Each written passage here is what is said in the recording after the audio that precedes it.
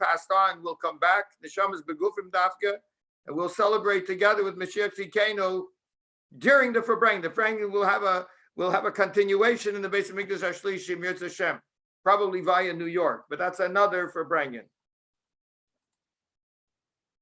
Take it from Yad Mamish. Okay. L'chaim. So the achdus of this Farbrengen, as we're entering into Echad Be'ir, is for Yisrael Aryeh Ben Chana. You should have a Lichlik Gan Eden. You should come back, take a miyad with the whole family, and we'll see them all together in the GEULAH. So as I'm saying that, wondering what I'm doing here, I'm remembering a Maisa of the Alter Rebbe with the Chavrei Kedisha after the Stalkus of the Maggid of Mezrich, and the Alter Rebbe asked, who knows why the Maggid used to go down to the pond early in the morning before davening? What was he doing down there? They knew about his anhaga. They didn't know what it was all about. The Alter Rebbe had the answer, and he gave him an answer. He wanted to hear how the frogs are serving HaKadosh Baruch Hu. He went down to the pond to hear the frogs. This is his achanas for davening. So if the Maggid, the Halakha Maggid of Mezrich, could listen to frogs to get inspired to serve the Eibishter, then one Jew could listen to another Jew, even if it's Aryeh Gottfried, it's going to be okay. But at least a frog is singing. I mean, it may not be singing so beautifully. Not everybody loves the frog song, but it's doing what HaKadosh Baruch Hu programmed it to do, and therefore it's singing to HaKadosh Baruch Hu. What does a person do? A person has Bechira Chavshis, and he could use his Bechira Chavshis to attach himself to HaKadosh Baruch Hu or to do something else. I believe that I was selected because there are in Yonim of science, Chochmas Ratzeni is Chochmas Oilam, Chochmas Umas Hagoyim. He's going to sing it. He's going to get there eventually. Okay. Do I need to be plugged? Somebody needs to block their... There's two. I have fine. I understand. I want to go for a second.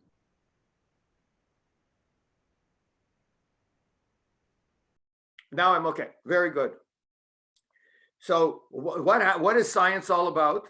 The Alter Rebbe explains in the Tanya, I believe it's in Perek Ches, he's talking about Chochmas Ratzenius. It's really a problem. If a person doesn't have Rachman, he's metame levushim, machshava, diber, ma'aseh, midas. He's learning Chochmas Oilam, Chochmas Ratzenius, he metame Chochmas Shebenefesh. Chochmas Shebenefesh. Do I have anything inside me more precious than Chochmas Shebenefesh? The Chochma is my download channel. If I want Elokus, I'm downloading through Chochma.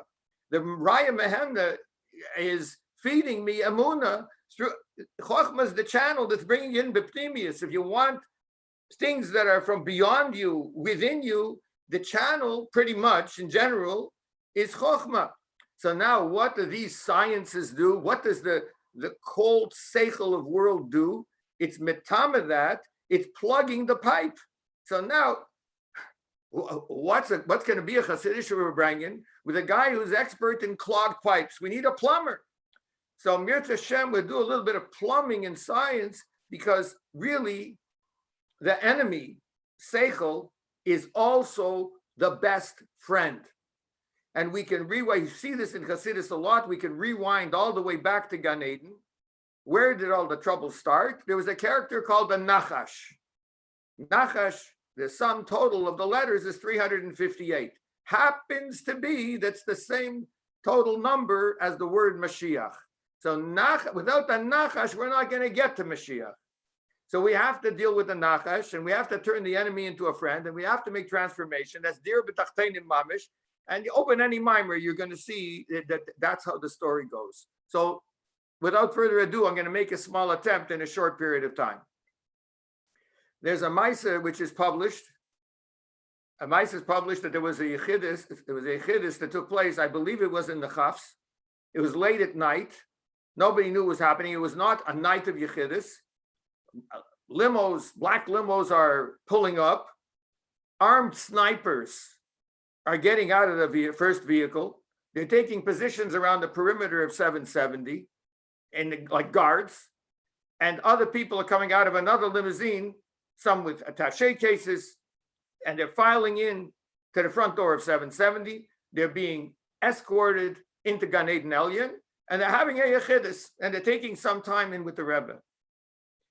After some time, they come out. The dignitaries come out, and they get into their vehicle. The armed snipers go into their vehicle, and they whisk away as quickly as they had come. They're now gone. Reuven Dunan was there, as the Polish Maisa goes. I can't speak for the details. I wasn't there. Reuven Dunan, they say, was there, and he used his special access to the Rebbe's room, that he could see the Rebbe pretty much when he wanted. And he came into the Rebbe's room, and he asked the Rebbe, what happened? Who were they? He says, they came from the Department of Defense, from the military, the American military. What did they want? They had questions about nuclear energy. I hope you didn't help them. I did help them. Why? Why would you help them with nuclear energy? Nuclear energy is very bad. So the Rebbe answered him, is reputed to have answered him, and there were I answered him three answers. The first answer is, this country sheltered my father-in-law, the Rebbe, when he arrived here. And because of that, I owe a debt of gratitude to this country. And therefore, I help them however I can. The second reason I help them is that nuclear energy is not bad. Nuclear energy is like a knife. It can be used to hurt. It can be used to help. It could be beneficial. And the third reason is, they sollen wissen, wer seinen mir. The Rebbe is reputed to have pointed at himself when he said these words. I would like to focus on the second reason, that the science can be used for benefit, or science can be used for the opposite of benefit. We have a number of places in the Rebbe's Torah where he addresses science specifically, and there's a sicha in Chelek Tesvav, it's the second Noach, where he goes into great lengths talking about the different values of science. And science in general is the gold, just like among the elements and metals, gold is the precious one. So too of all the things that are known in the world, the knowledge of how nature works is the gold of human knowledge. The world doesn't really deserve gold. It really belongs for the Beis HaMikdash, but because it's needed for the Beis HaMikdash, we can use it also for other things as well. And the Rebbe goes on to say, how can we use science? So one of the things he says is, we can use it for spreading Torah and mitzvahs.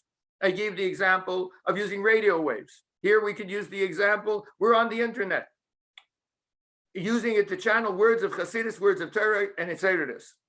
The second thing that technology, science and technology can be used for, the science of understanding these radio waves, can be used for mashalim, for analogies of concepts in Torah that would be very hard to access without.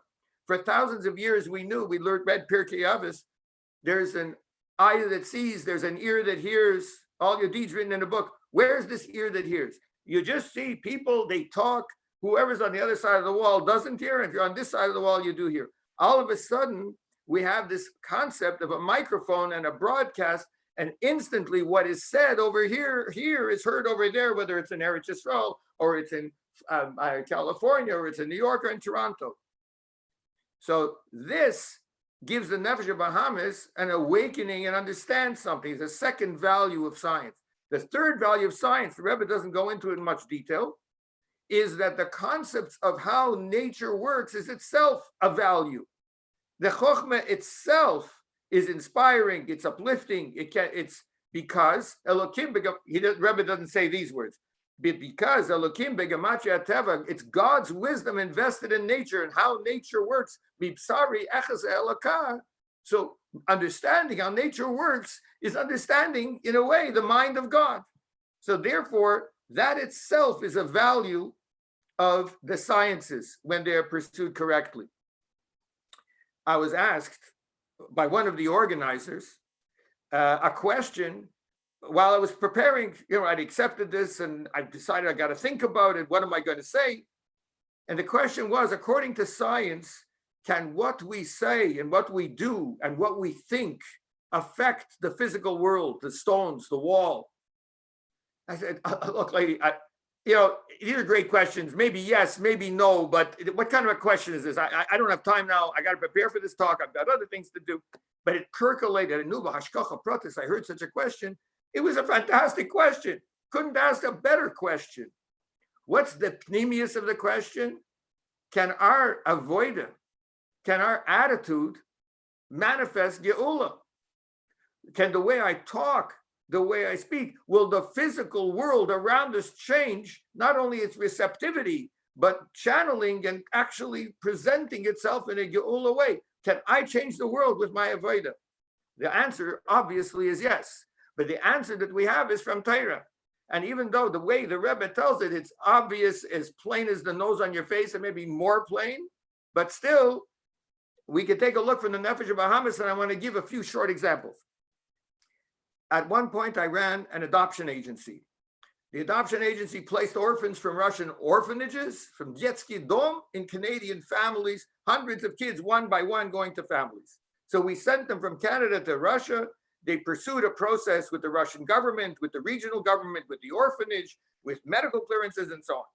Two families were going at the same time to Moscow region.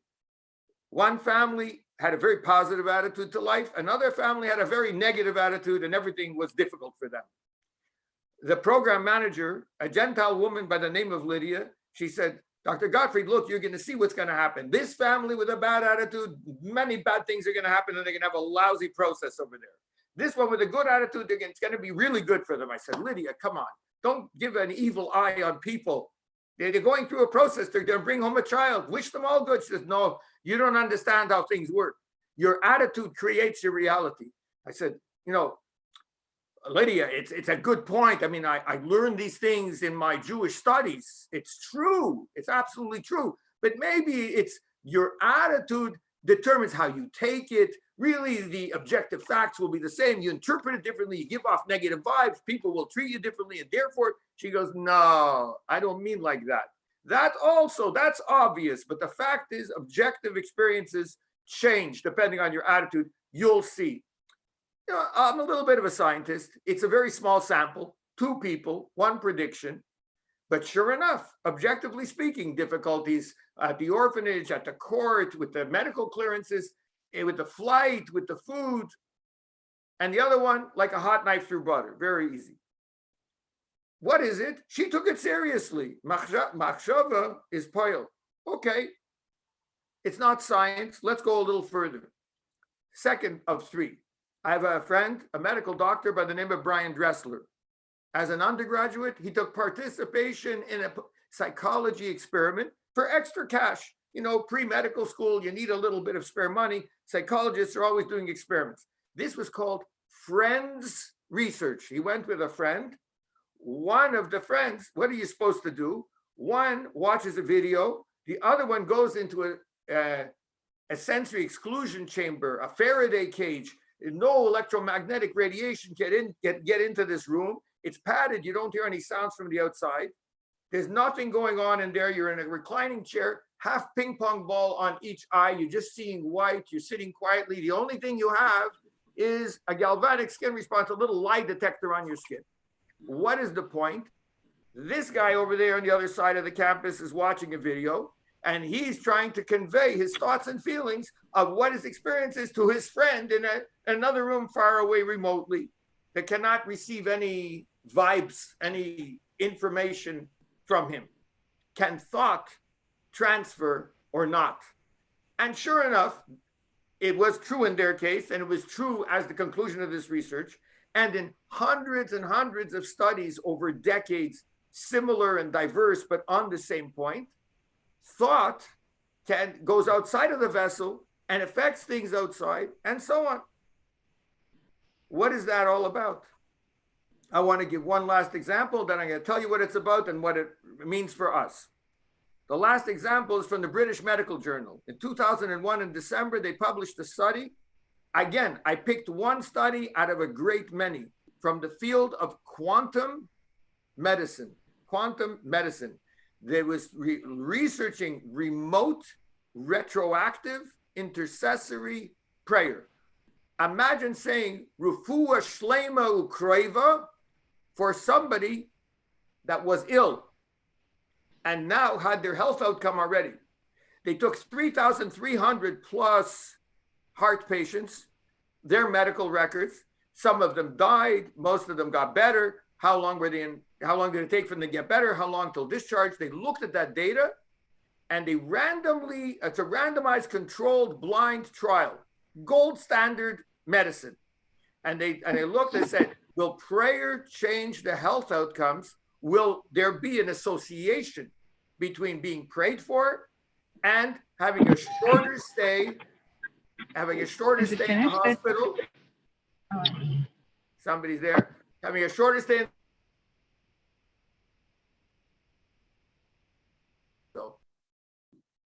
And the results were statistically significant.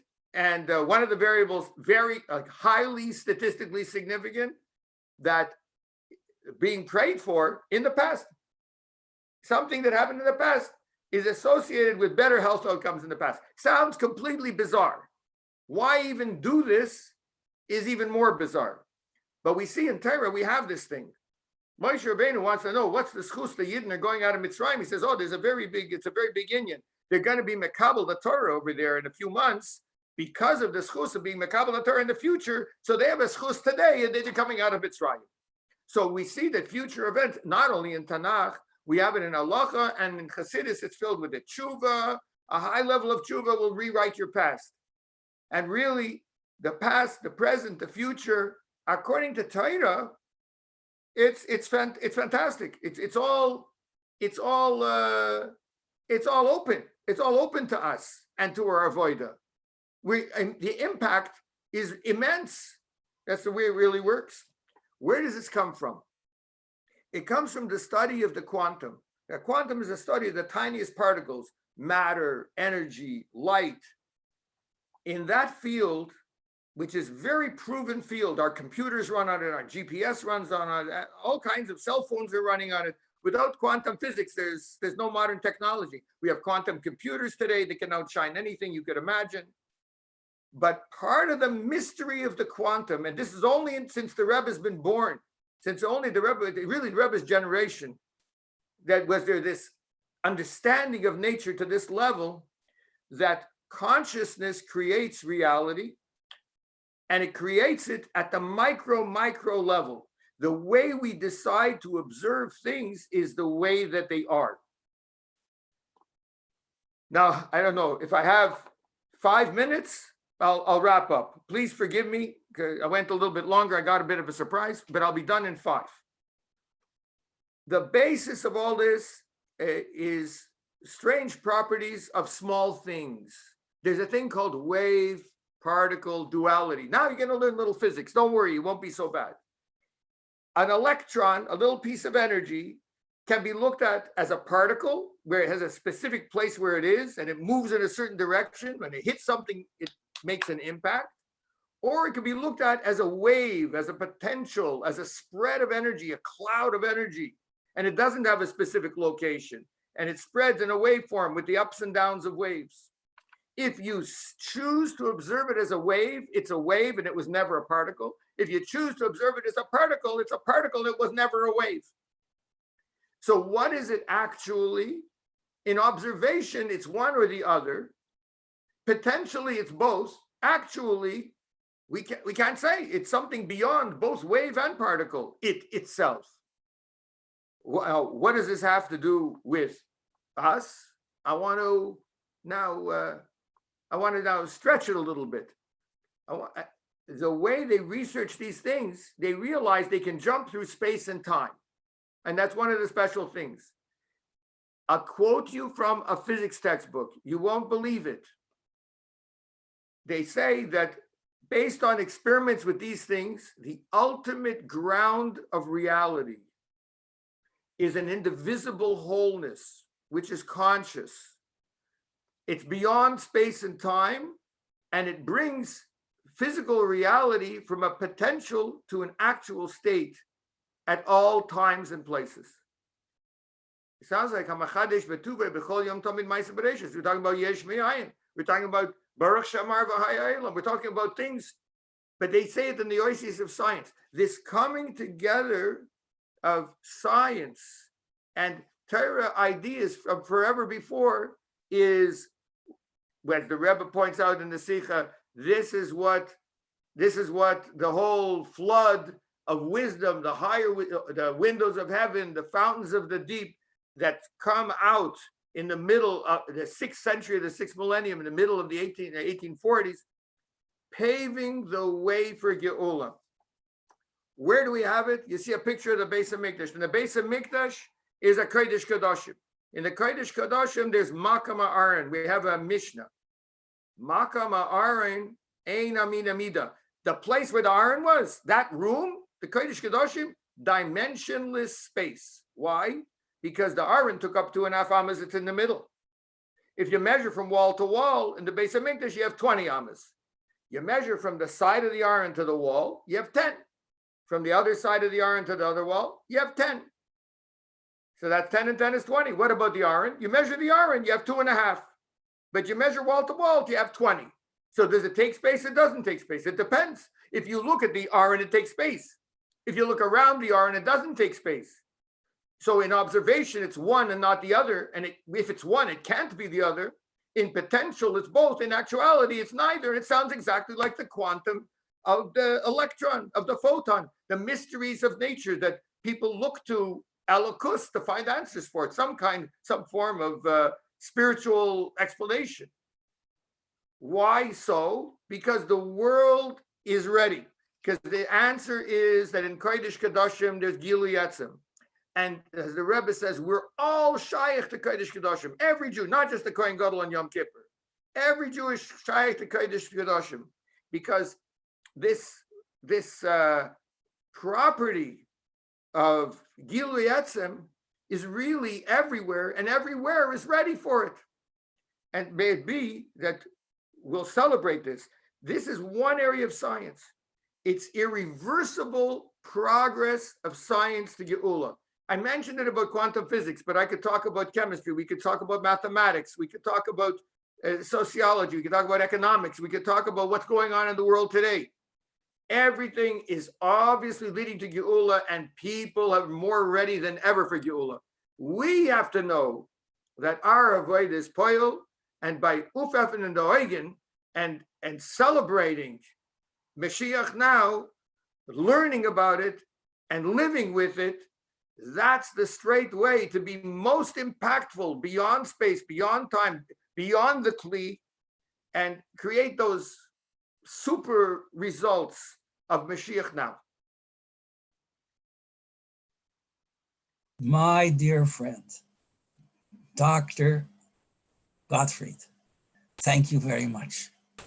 It's a pleasure to be with you and to be with all the other Choshev panelists tonight in this Verbringen for Achdus.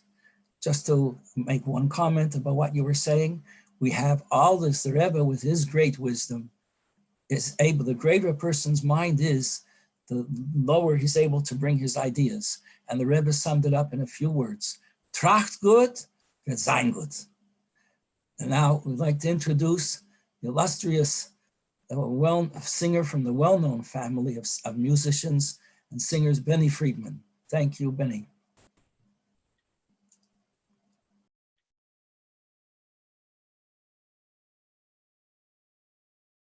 L'chaim, l'chaim.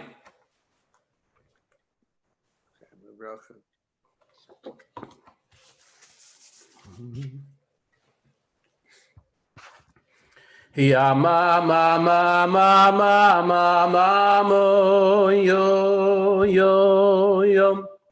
Ha ma ma ma ma ma ma ma mo yo yo yo. Ya ma ma ya da da do. Ha ma ma ma ma ma ma ma ma ho. Ha ma ma ma ma ma ma ma ma ho. Ya ma ma ya da da do. Oh da da do yo yo yo yo ya ma ma ma ma yo yo ya mama mama ya mama oh ya mama mama iram ya mama ira do mama mo yo yo yo ya mama mama mama oh yo yo ya mama mama mama oh ya mama mama ya mama ya da oh ya mama mama mama la yo yo ya mama mama oh la yo Dee da da da da mo yo yo yo mama mama mama mama ya mama ya da da da oh yo ya mama mama mama ya la ya mama mama hello da da da da mama ya mama mama oh la da mama la da oh da da da ya mama mama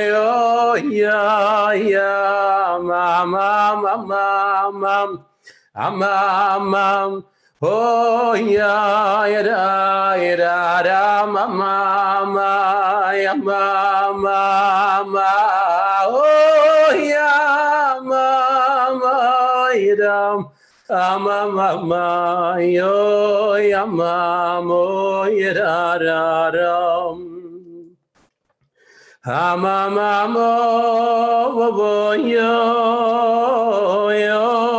ira mama mo yo ira mama ya mama oh ya mama iram to ila ramo ira ro Chaim.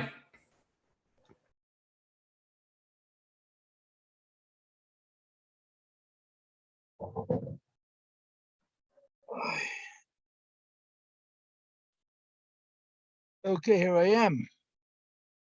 Okay, Shalom Aleichem, everybody. Am I supposed to talk or someone supposed to introduce me? I guess I'm on, right? This is Yossi Paltiel. Hello, everybody. Shalom Aleichem. There's a lot of Yiddish eponymic in Anahora. And that's Alein is vet. Am I on? Yeah, someone let me know that you can hear me. There's a story that there was the Groise Chasene, the Shlobene Chasene in Shloben, right? You know the story, right? The Alter Rebbe and the Baditchva Mukhatanim. Well, Baditchva was older.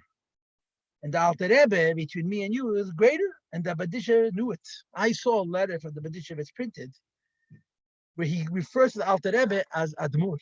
And the letter that he wrote defending the Alter Rebbe to the Baruch Mezhebusha, he writes about the Alter Rebbe Admur. Anyway, so the Alter Rebbe didn't want the Badisha Berov Matriach to come to Liadi, right? The Alter Rebbe was the Tadakala. The Mittler Rebbe's daughter married the Badisha of his grandson. But the Alter Rebbe didn't want the Badisha should be Matriach himself, Chas v'Shalom. So the Chasane could not be in Liadi. The Badisha didn't want the Alter Rebbe to come to Badisha because that would inconvenience the Alter Rebbe. So they made it in the middle, and they were both inconvenienced. So they made it in Shloben. from my wife's side, both Zaydis, Motl Schusterman was a Shlobene, and the Nisnal was almost a Shlobene.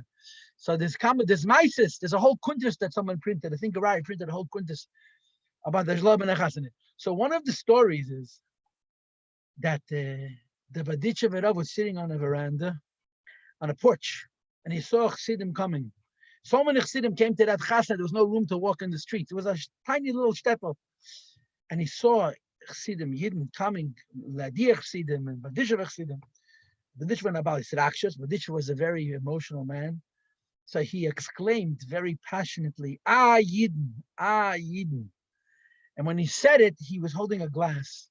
He was drinking tea in the morning, and he crushed it. And the glass crushed in his hand into little teeny tiny pieces.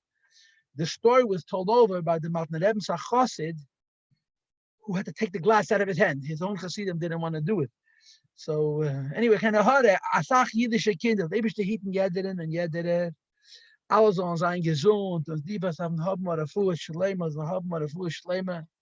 Der Eibischte soll Jöte sein mit die alle Missverständnissen, as the Rebbe calls them, was man schön übergelebt. Und das Eiche sein, der GEULAH Shleima, bei Tevenide, bei Nigle, mit der Simcha, bei Tevelevov. Und bei jedem in Herz soll sein breit und freilich und lichtig und warm und gut. Listen, someone's going to have to tell me when to turn me off, okay? Rabbi Pape, just tell me, Paltil, it's enough, and I'll stop, okay? Okay, it's a hisvadas, it's a fabrengen about achtas. So first I want to mention when you think of the label of the Rebbe's brother, the label, you right away think of the Rebbe's kibbutz avim. You know the story, which is a true story. Apparently, it's a true story. Yeah. In other words, people you say it is true, it isn't true, but it's a true story that the Rebbe lost his brother in Tafshin Yud Beis. He was very, very young. I don't think he was 50, and the Rebbe did not want his mother to know. So the Rebbe played a whole spiel that involved a bunch of people. One of them, Rebbe Chaskel Besed, Olav Shalom Adibit to tell the Maise, he was one of the players in this whole spiel, because when he would travel from Etzisrael to New York and back, he would stop in London. So he would Kleimish go into the Rebbe's brother and then bring messages back and forth. And for 13 years, until the Rebbetzin passed away, the Rebbe's mother, the Rebbe continued writing letters in his brother's handwriting. They found in the Rebbe's house those letters. You could see the Rebbe's Ksav Yad Kodesh, literally, Kipshute writing to his mother in his brother's handwriting, or at least attempting to write in his brother's handwriting. So that his mother should not know. So when you're talking about the Rebbe and the Rebbe's kibbutz avim, I heard once, and I don't remember where, so I don't know how reliable this is, but I heard that the Rebbe once said to his mother, "Ich will sich keinmal nicht meichel sein, fahre weg fahren und euch überlassen allein. I'll never forgive myself for leaving Russia and leaving you behind, all by yourselves." The Rebbe felt very bad that he was not able to help his parents during those difficult years. Now, so label, right? When you think of the Rebbe's brother, you think of the Rebbe's kibbutz avim. Now, I want to use kibbutz avim as an excuse, because the topic is achtas v'shem chassidim. Yeah, that's the topic.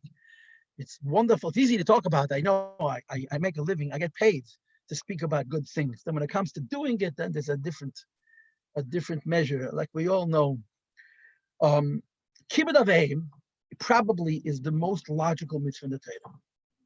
Of all Tayag mitzvahs, which mitzvah makes the most sense? Pashat Seichel and Nushi. Of all the Tayag mitzvahs, which mitzvah makes more sense than honoring your parents? And the fact of life is, people have a hard time with kibbutz avim. Not everybody, not to the same extent. Kibbutz avim is not an easy mitzvah.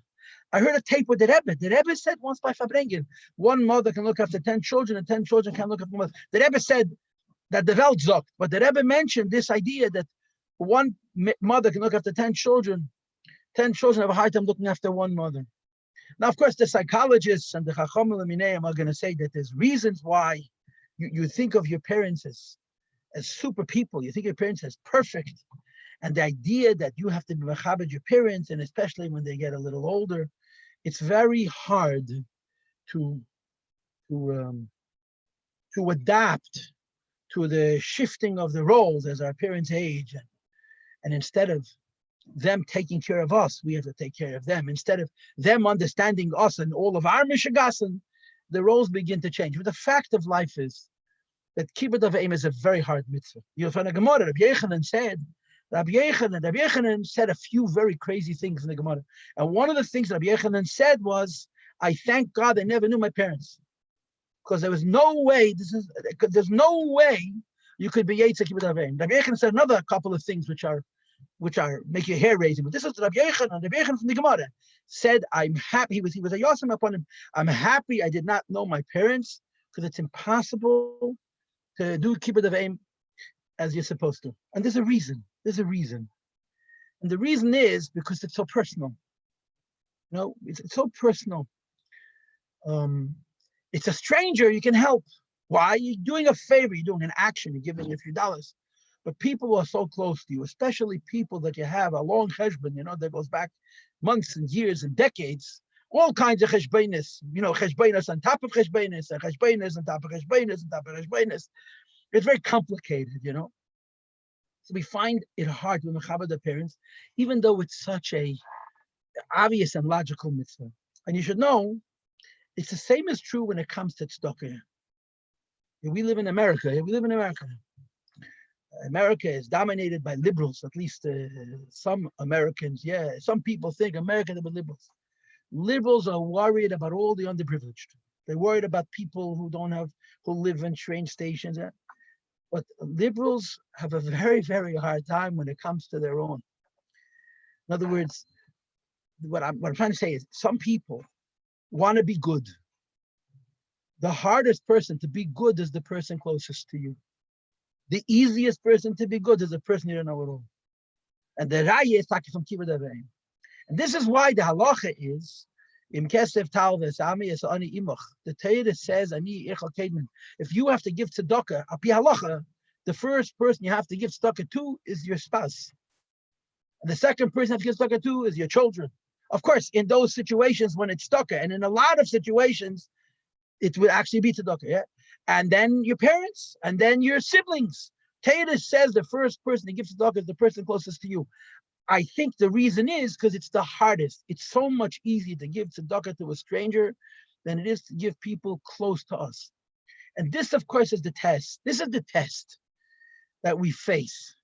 You know, Lubavitchers are unbelievable Jews with the Amish. Makad of everybody else. The guy next door, I'd love to be Makad of him, but he's a Rasha and a Shaitan and a Gasaruach. The guy I don't know, I don't know that he's a Rasha and a Shaitan Gasaruach, but maybe I'm nice to him.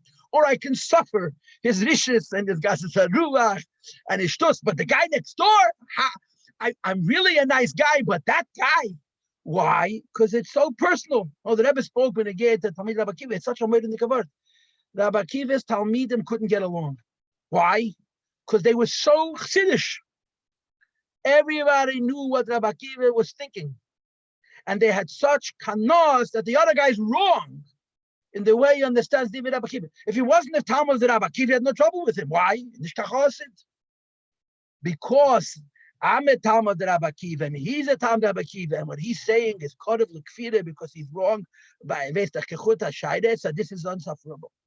And this is the Metzias. This is why it's difficult to have achdus. You know, people who have no values, people don't stand for anything. I love everybody. Lubavitch stands for so much in so many areas. There are so many reasons to find fault with so many of our brothers and sisters. There's almost nobody that's perfect. It's Metzias. And the kanos and the jealousy and the lack of nagu kavod zeh b'zeh is rooted in his kashrus. It's because I love the Rebbe, and this is how I feel. The Rebbe wants Mizaldin in the Meibishtin.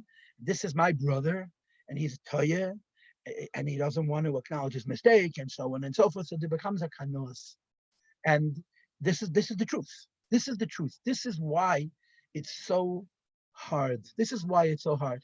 And the Torah says, as an imach, that Abbas Yisrael has to be with that guy who you're angry at because you think he should know better. That's what the Torah says. Tzedakah, you start with the person closest to you, not the guy that you don't know. And it's the same way in Abbas Yisrael, because it's hard. because it's hard.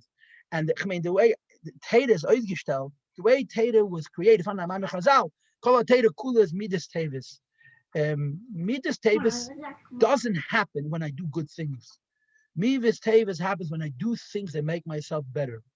And the only things that make me better are the things that are hard. And the things that are hard are things that require me to be maver al midosai. And that's the reality of kibbutz avim. That's the reality when it comes to siblings, and that's the reality when it comes to anshe shleimenu, to our brothers and sisters, to the people who, quote, we think that we should have a higher opinion of. I just want to say one thing, and then I'm going to stop. It's very easy to say, okay, I'm getting along with everybody.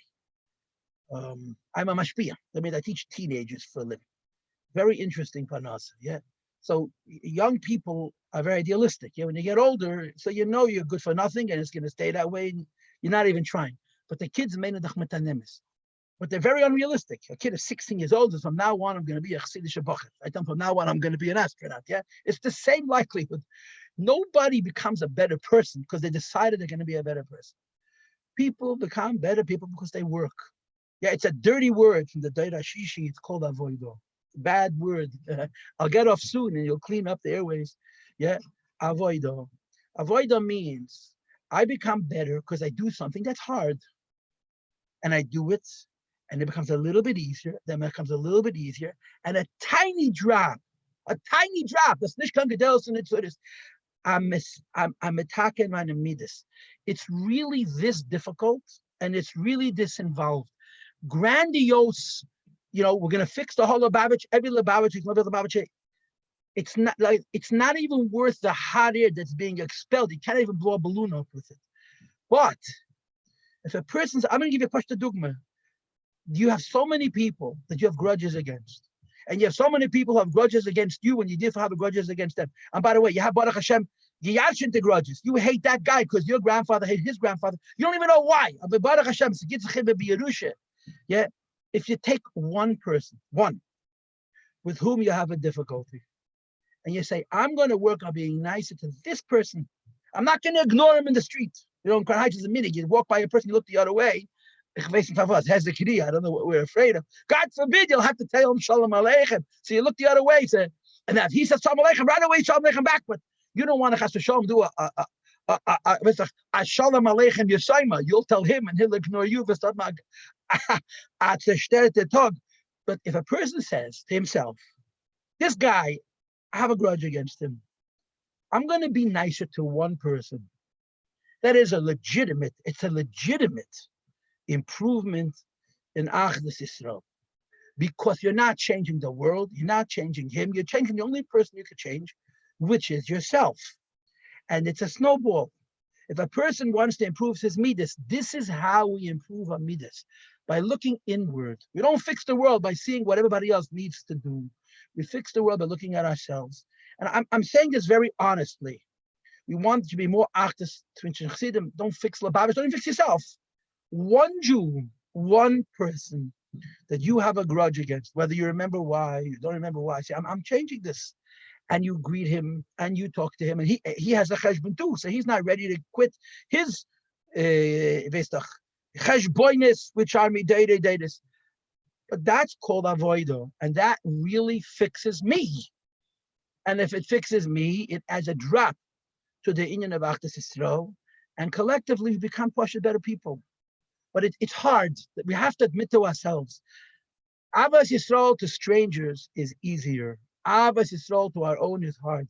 And in Kahal Nash, it's especially hard because everybody is concerned with the Ratzon of the Rebbe, and that's the source of the Talmidei Rabbi Akiva's problem was that they were so mukusha to Rabbi Akiva. The Rebbe says this, and maybe should help us all that we should understand that it's on me to do what I can do, to be noye kovid to one other yid and fix me, and then a second yid, and then a third yid. If everybody understands that this is what it is, I always tell my students one of the biggest mistakes when we talk about Yoni Chassidus and Yiddishkeit is we don't admit that it's hard.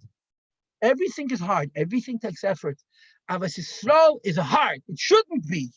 But it's hard, just like kibbut of aim shouldn't be. And it's hard. Admit as a schwer, or they we should helfen, that we should look inward and a little bit be mishaper ourselves. Okay, l'chaim v'levracha, I'm sorry if I talk too long. They should helfen. Everybody should be gesund. Everybody should be gesund. Mit der Tate und der Mama und der Bobbe und der Seide und der Kinder und der Einiglach.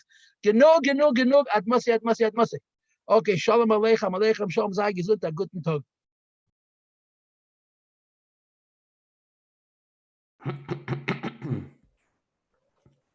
L'chaim.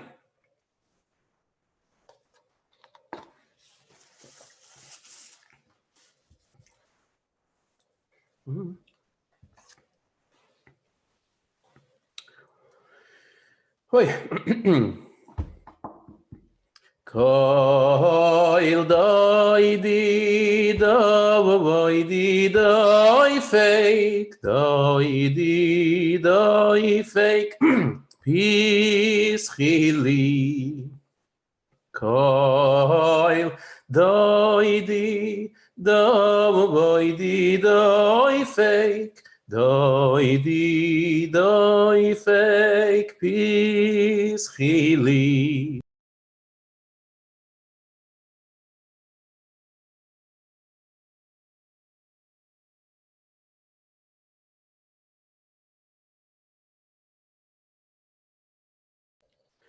I peace chili yachoy sirayo vosiyo no vosi samosi peace chili yachoy sirayo vosiyo no vosi samosi. Ma ila da ma moy ta ma ya ila da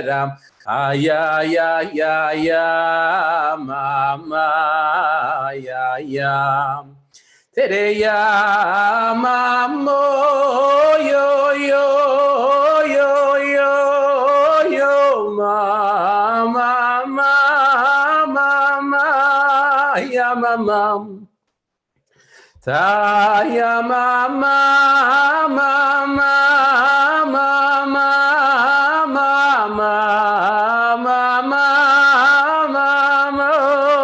ya mamam ya mama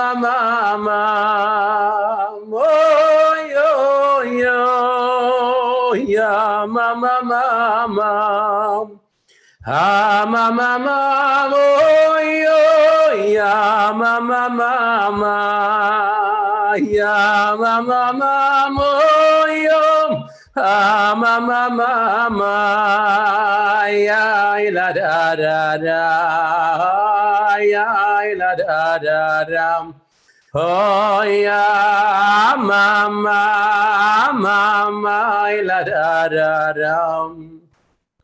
ta ila da mo yo ta ila da tiri ya ta ila da mo yo ma mo l'chaim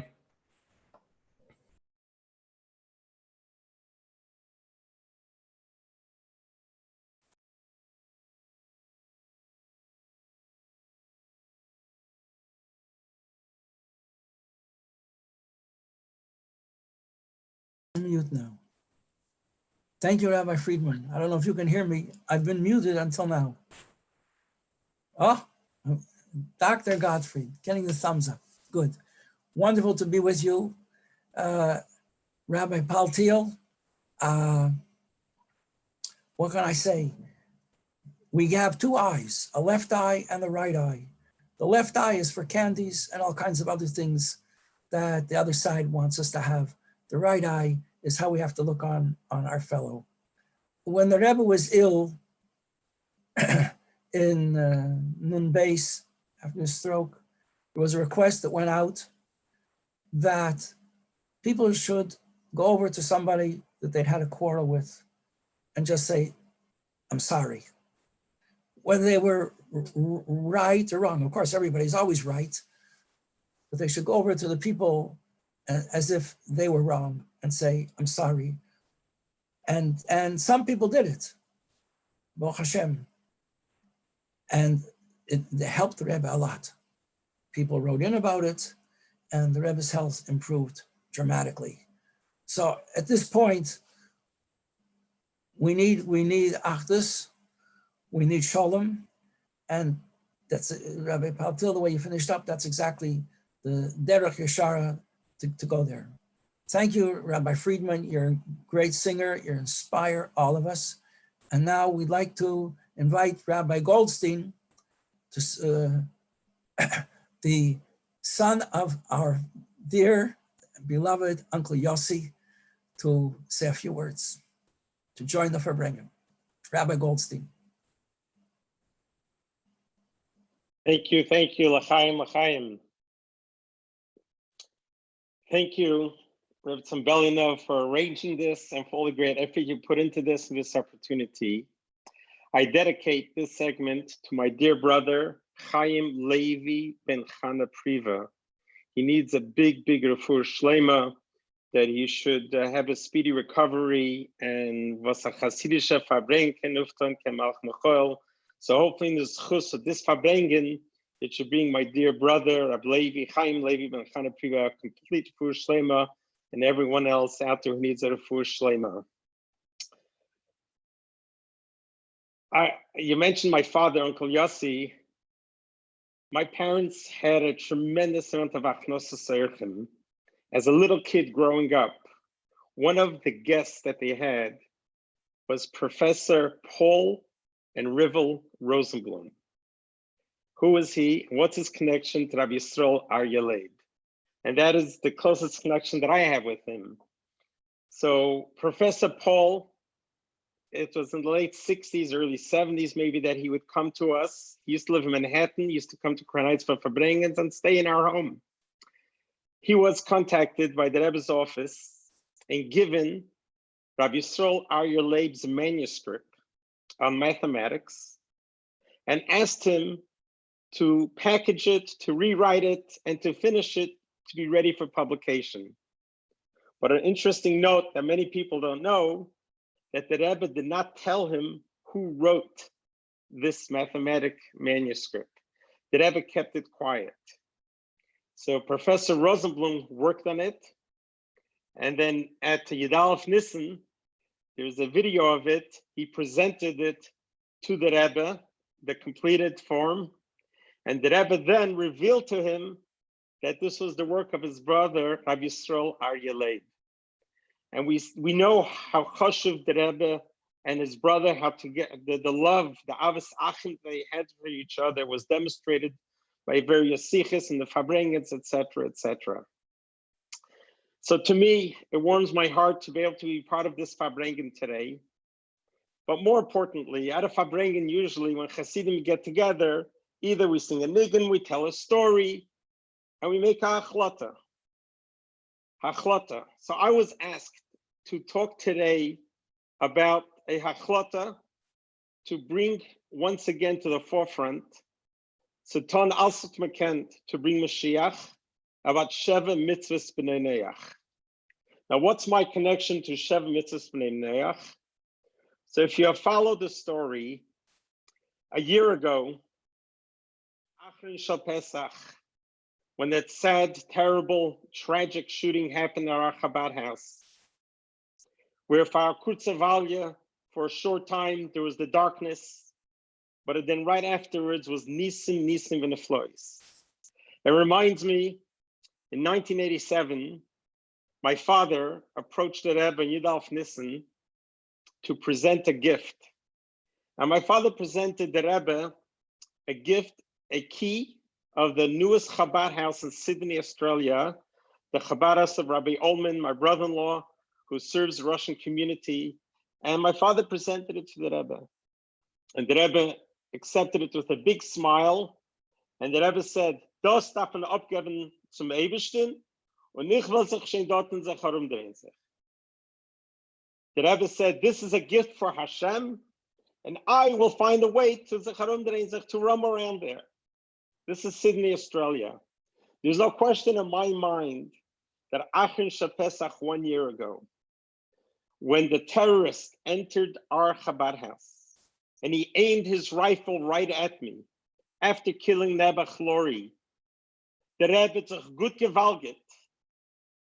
Miraculously, I survived it to be here today with the loss of my fingers, but I'm still here.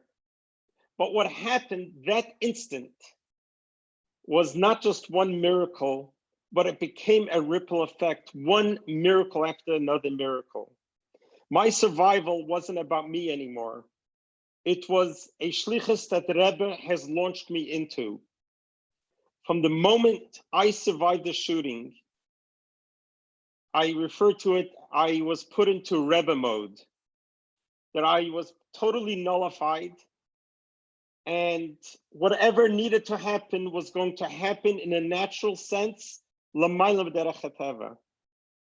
went outside and I saw the members terror-stricken. I got up on a chair, just like the Rebbe would get up at the end of Yom Kippur, and I said a sicha to everyone with my fingers bleeding, and I was telling everyone, and I gave them tremendous amount of chizik until they took me away into surgery. After that, it just one amazing happened, a whole ripple effect. The next day, when the president, Donald Trump, called me, which, like he said, it was supposed to be just a few minutes of a cordial phone call, ended up being a 20-minute phone conversation, then getting invited to the White House. In the White House itself, he invited me into the Oval Office. In the Oval Office, I had a chance to spend 10, 15 minutes with him, talking to him one-on-one. I remember when I was walking down the hallway into the Oval Office, I looked up to Shemayim, I says, Rebbe, I'm here. If this is what you're wanting, just tell me what I should be doing in the Oval Office. And I spoke to the president about the moment of silence. I spoke to him about Eretz Yisrael, Shleima, and I spoke to him about the Rebbe, and I took out a picture of the Rebbe, and we spoke about it, and he said he knows Crown Heights, he used to roam around there. He took the Rebbe's picture and he put it down on the table in the Oval Office. And then later on, he asked me to talk in front of the whole nation. And then as I turned around, I told him those words, which I didn't even know where that came from. I says, President, you are a mensch par excellence. Those are words that had to be said by someone, and I said it, and he needed it now more than ever. But one thing after other thing, all the interviews with all the national networks and the international interviews, there were words that were coming out of my mouth that's not really me. All of my chaverim who know me, that's not the real me. They know who I am. But something happened that moment in Achim Pesach, the day that the Rebbe dedicated towards Mashiach. The day that the Rebbe, when he would read the Haftarah about Mashiach, and Eidcha Hashem ki and Aftabi, everything we're going through right now with the coronavirus, Zvaita ki and Aftabi. But one thing that I know for sure, that the Rebbe set me on this trajectory to fly and to get things done that needs to be done. What happened afterwards, after I left the White House, my flight was to go back to San Diego. That flight got canceled. I took that as a sign that the Rebbe wants me to go to the Oyel. And I figured I need to go to the Oyel to thank the Rebbe for my survival, and then ask the Rebbe for bracha for what's my next step. As I walk into the lobby, the video is playing of Yud Gimel Nisan Tafshin Lamed Gimel. The Rebbe is talking about the Holocaust and Auschwitz. Very rarely did the Rebbe talk about this in public. And the Rebbe spoke about the Kedoshim, that someone who dies al Kiddush Hashem, the Neshama lept, Batoizen to Yoren, And the Rebbe goes on for 20 minutes talking about the painful sadness of the Holocaust, but not to be stuck in that spot. And the Rebbe spoke about the words of Auschwitz. To me, that was an incredible inspiration, that I know what I need to tell the people how to deal with the loss of Lorikay and the mass shooting, etc. But what happened afterwards was, shortly after, I get a phone call that Chabad of Russia, Rabbi Beryl Lazar, is bringing 800 students from the Eurostars, and they want me to talk in Auschwitz. I've never been to Auschwitz. I never wanted to be in Auschwitz. And by that time, I was physically, mentally, emotionally so exhausted. But after hearing what the Rebbe told me at that video, I know there's no question about it, I have to go. And I went there, and it was so inspiring, not just for the students, but for myself as well. This is the concept of being totally nisbatel to the Rebbe's Ratzon. What happened afterwards was I get invited to the United Nations. This is a very tall order because all my other interviews was spontaneous. I had no time to think, to prepare. It's just whatever my natural reflex told me to say, that's what I said. Now the United Nations, I have a 2 weeks notice, which means I have to prepare a speech. So I asked the Council General, Danny Danon, how much time do I get? And he says, we can only give you 10 minutes. I says, if you want me to give a speech that's going to be effective, I need at least 20 minutes. I can't do it in 10 minutes. If you want me to drive a message home, I need 20 minutes. And he says, I can't, I can only give you 10 minutes. So I go down and I start putting the pen to the paper and coming up with different ideas, how to squeeze in my whole experience. But more importantly, what would the Rebbe want me to say on the UN stage? A week before, in Chabad Pawi in the lobby, in the evening, the door opens up and in walks in Rabbi Mendel Aparovich, who was just recently appointed then as the shliach to the last state in USA to get a shliach in South Dakota to Poway. He comes into the lobby and he says, I just want to give you a hug. I says, from South Dakota, wie kommst du her? So he says he's passing by visiting his mishpacha. So we begin to verbring in the hallway, the same hallway where I was shot. And I tell him about the miracles. He's standing on Admis Kodesh. He's standing on the House of Miracles, where the Rebbe showed himself the Gilui. And I said, I'm right now trying to figure out what to say at the UN. I have 20 minutes of material in 10 minutes. Rabbi Alperovich freezes in his place and his eyes opens up. He said, did you say you're talking at the UN? I said, yeah, I've been invited to. He says, do you know that 32 years ago, the Rebbe wrote a speech to be delivered at the UN that never happened. It's one of the very few things that he knows that the Rebbe wanted to happen that hasn't happened. And when you're talking about getting chills to your spine, this is clearly what the Rebbe would want me to do. So within no time, he sends me the speech. It's a 5-page long speech that the Rebbe dictated to Nissen Mendel, that it was supposed to be delivered at the United Nations. Now my shlichus gets a little more difficult. I still only have 10 minutes. I have already prepared 10 minutes of material. Now I need to add 5 pages of the Rebbe's speech into it. I was then invited to give a talk in Brazil. On my way back, the night before the UN speech, I went over Ibig trying to figure out, how do I make this happen? It is at that point that you just throw your hands up and you say, you know what? If it worked until now, it will continue working. Just get up there and let it talk, and Dave Shevet the helfen. I come to the UN the next morning, and Israeli ambassador Danny Danon welcomes me. We do an interview for the Israeli television. I get called up to the stage. As I arrive at the stage in the UN, I'm thinking to myself, I have 10 minutes.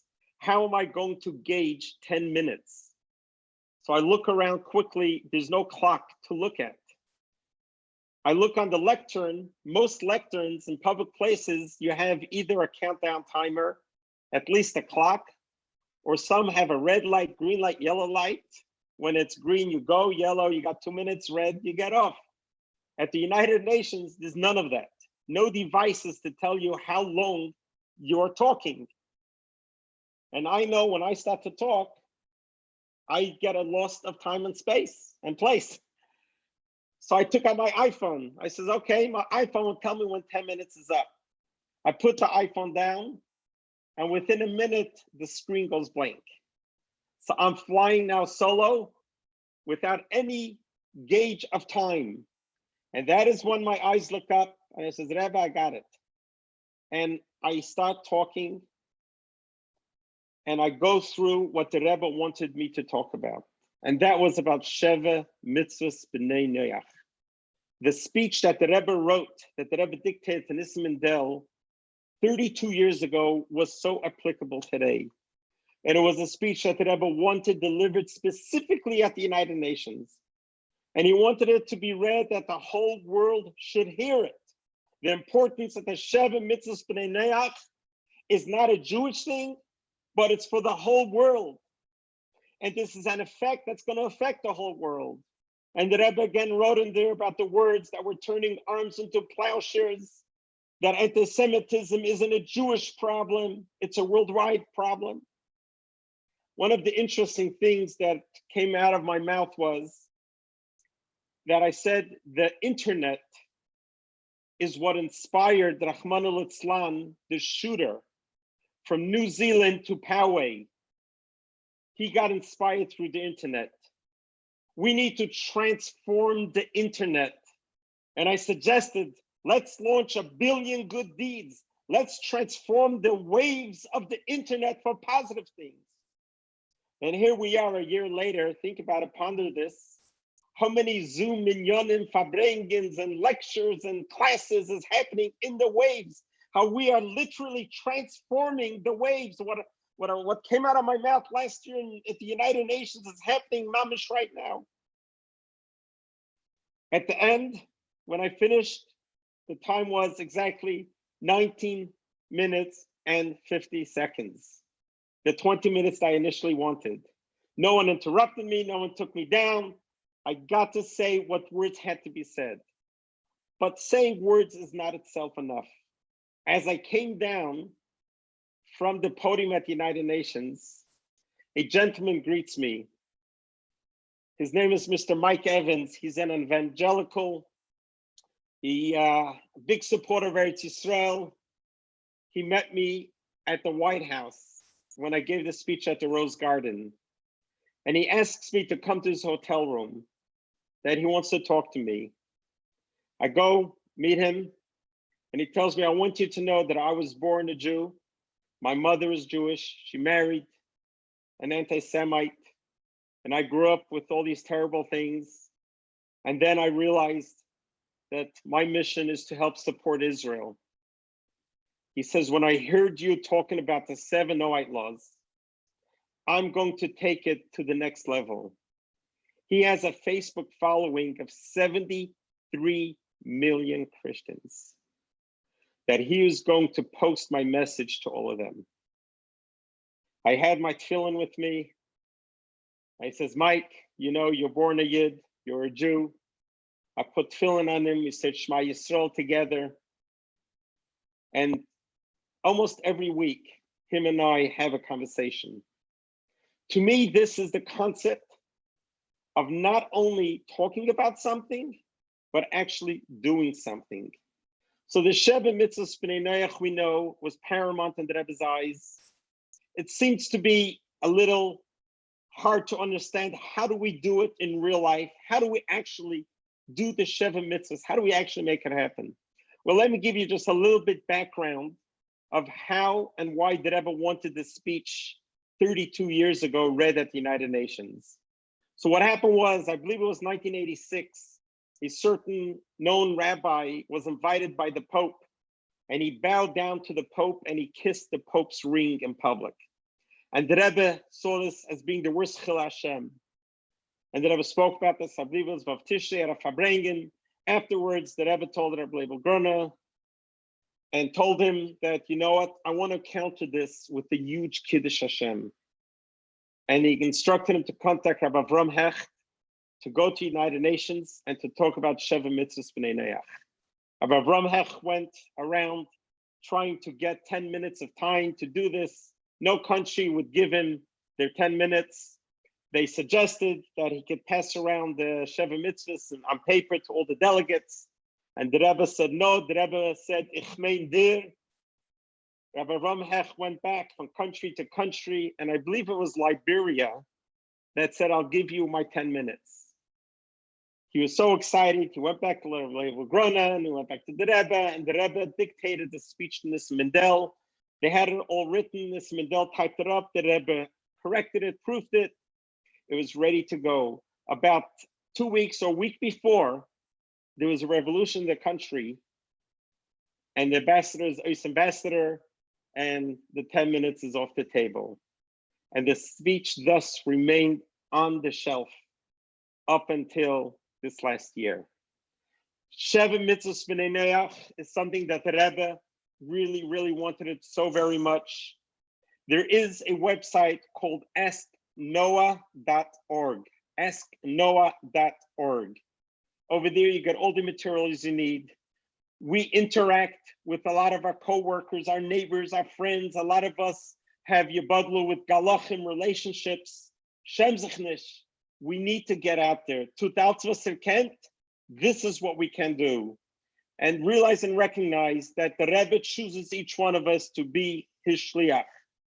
We all know that none of us are perfect. We all have our faults. We all have our milas. What I learned from the shooting, that we can't change what happened, but we can change how we react. What's happening with us now with this whole coronavirus, I know my brother is still on the ventilator, and we're all davening for him to get better. And all other Taira, Bride, Chasidim, and others that are suffering, struggling. It's very difficult. Question is, how are we going to react? So I implore upon us that today, in the zchus of Rabbi Yisrael Ayeled, in the zchus of us being given the opportunity to be Taira Shulchan of the Rebbe, don't underestimate your ability.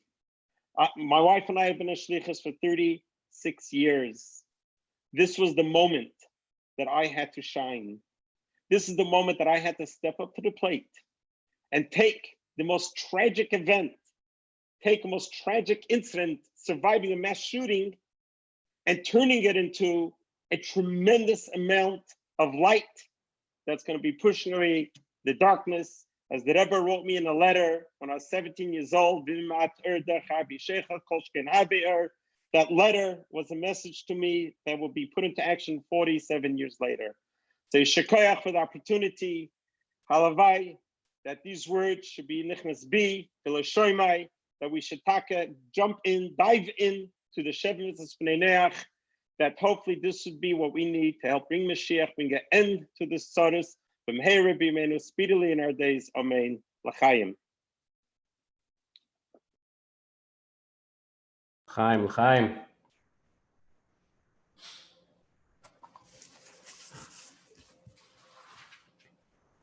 Ma mo hido ma yedada mo yom. Ma mo hido ya ma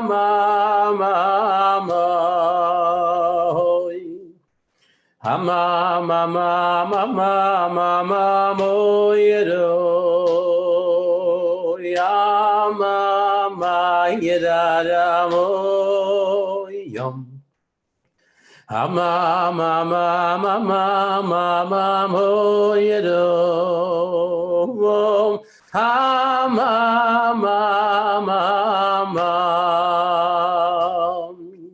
ya ma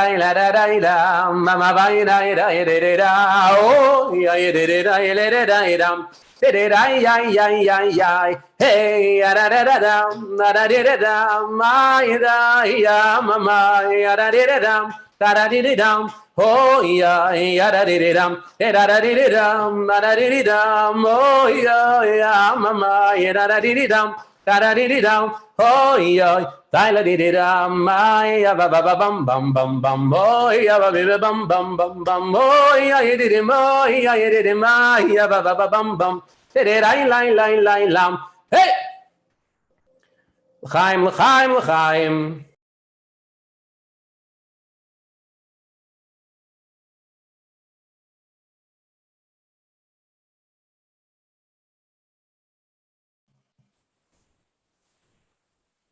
Oh, Yeshikoyach, Slava Boga, Harisha.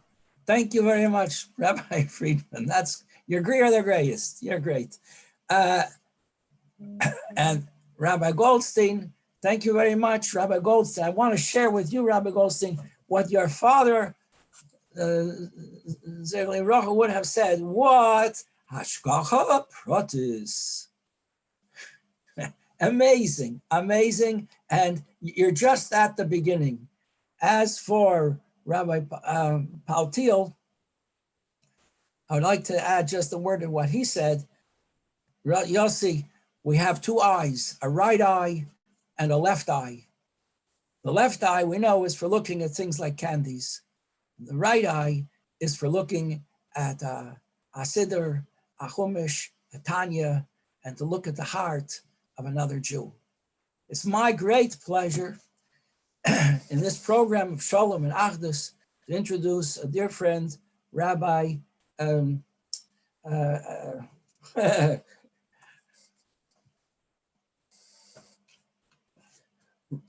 Rabbi Wolf. Reuben Wolf. I'm so sorry. A junior moment. Rabbi Wolf. L'chaim.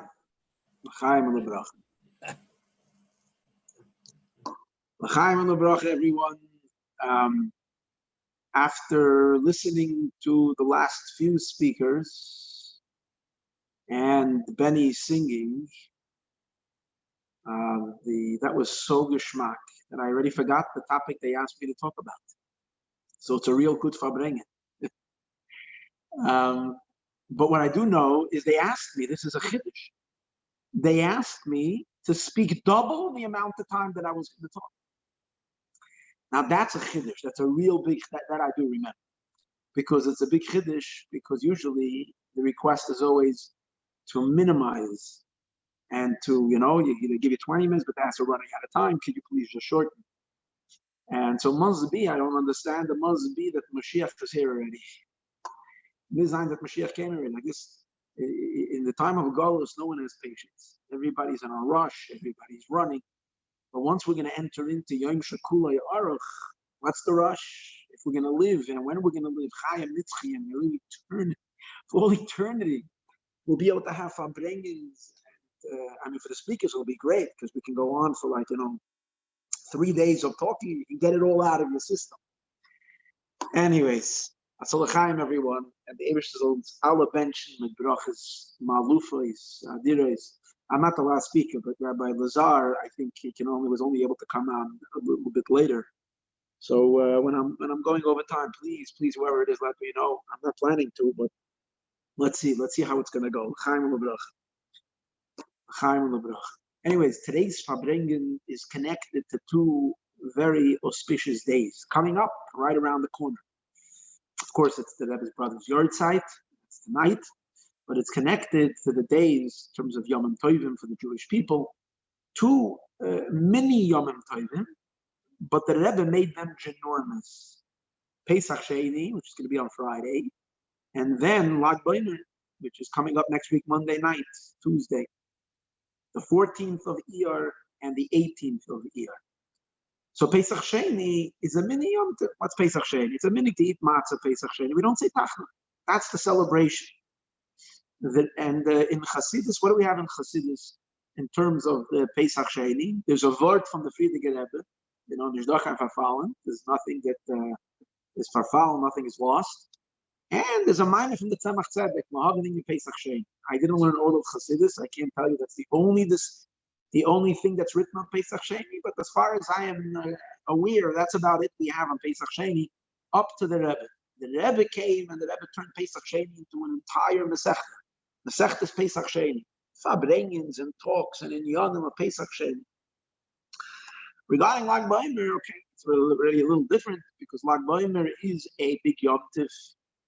Commemorated around the world with a lot of fanfare, B'chol Tfutzos Yisrael everywhere, and especially in Eretz Yisrael where it's Oyla al Kulana, Iran, and so on and so forth. And we're still hoping that this year's Lag B'Omer will far, far exceed every Lag B'Omer ever. The Bias Mashiach Tzedkenu. So this is it's a special Yom Tov. Regarding our Rebbe, the Rebbe, I wasn't by the Rebbe Lag B'Omer. I was never there. I don't remember as a kid. I grew up in Borough Park. I don't remember ever going to Lag B'Omer parade. My parents ever taking me. So I wasn't there Lag B'Omer. But I have someone, a good friend of mine, Rabbi Fish. He's always telling me Lag B'Omer, wow, and he's always like, there's no such thing. Lag B'Omer, the Rebbe is like, as we say Friday night. His face was radiated, the Rebbe's face radiated on Lag B'Omer like no other day.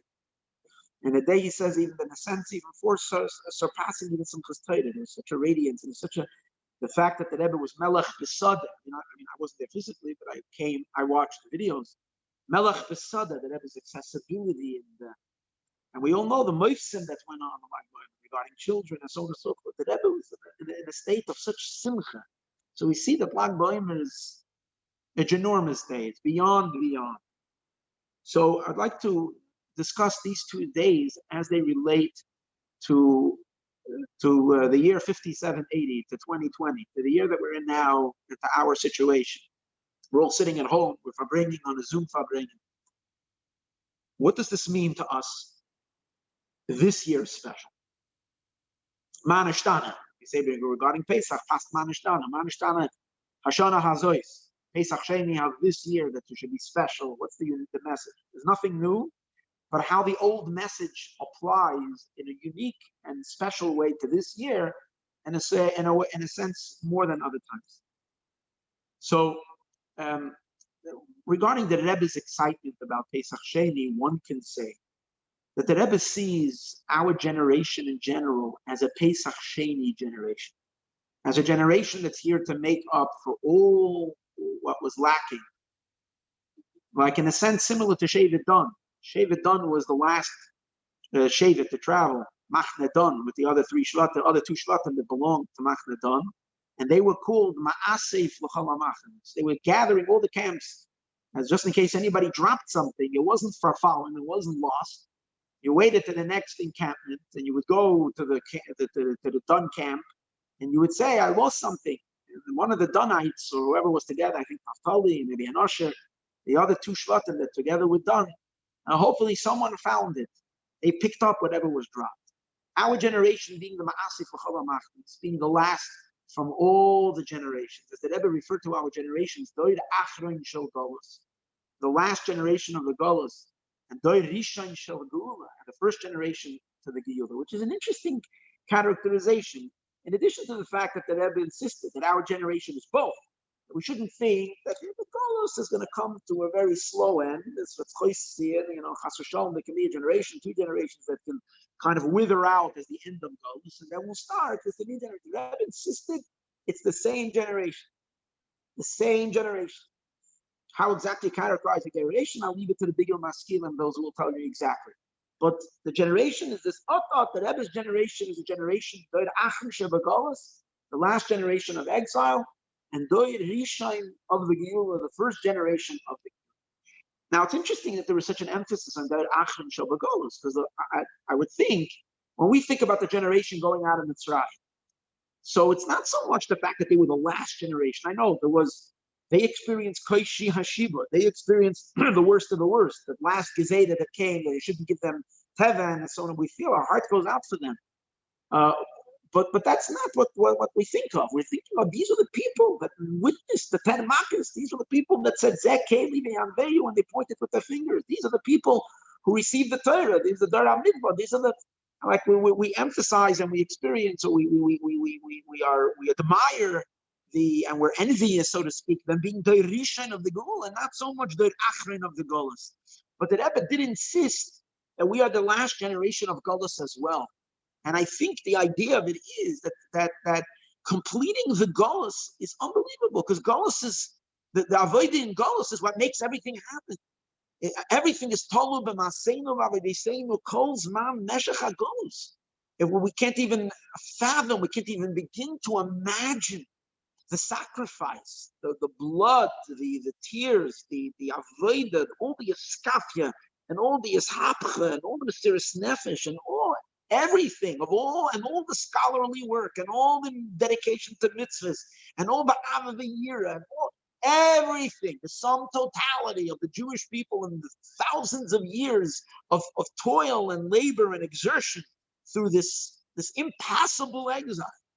And yet, we're the ones who have to complete it.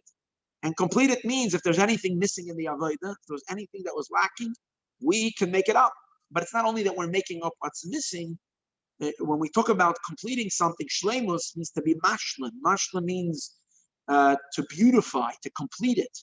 So in other words, it's to upgrade everything, to upgrade all of our work of our grandparents, our parents, grandparents, great-grandparents, bobbies and babies and elkazadis and all the tzaddikim and all the generations from the days of Abaya and Rav and Rabbi Akiva, and it's all after the destruction. It's all during the time of Golus. And we, little peepsqueaks, little shmendricks like us, are told that we're the ones who will complete and not only make up for anything that's missing, but mashlim everything for all the generations. So it's a big deal to be the last generation of goats. Now, what does it take to be able to do that? Now, how do we have that? So like the Rebbe said when the Rebbe became the Rebbe, the fact that we're Doid Hashvi is not something that we've chosen. It's something that we've been selected for.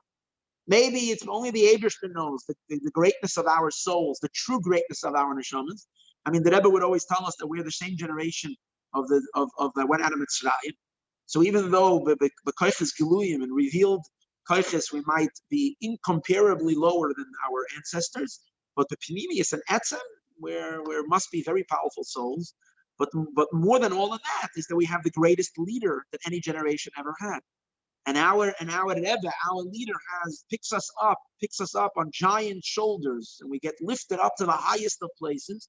And that itself gives us koiches adirim, gives us koiches that are beyond, to complete everything, mamish everything from all the generations. And that's the meaning that we are Pesach Sheni Yid.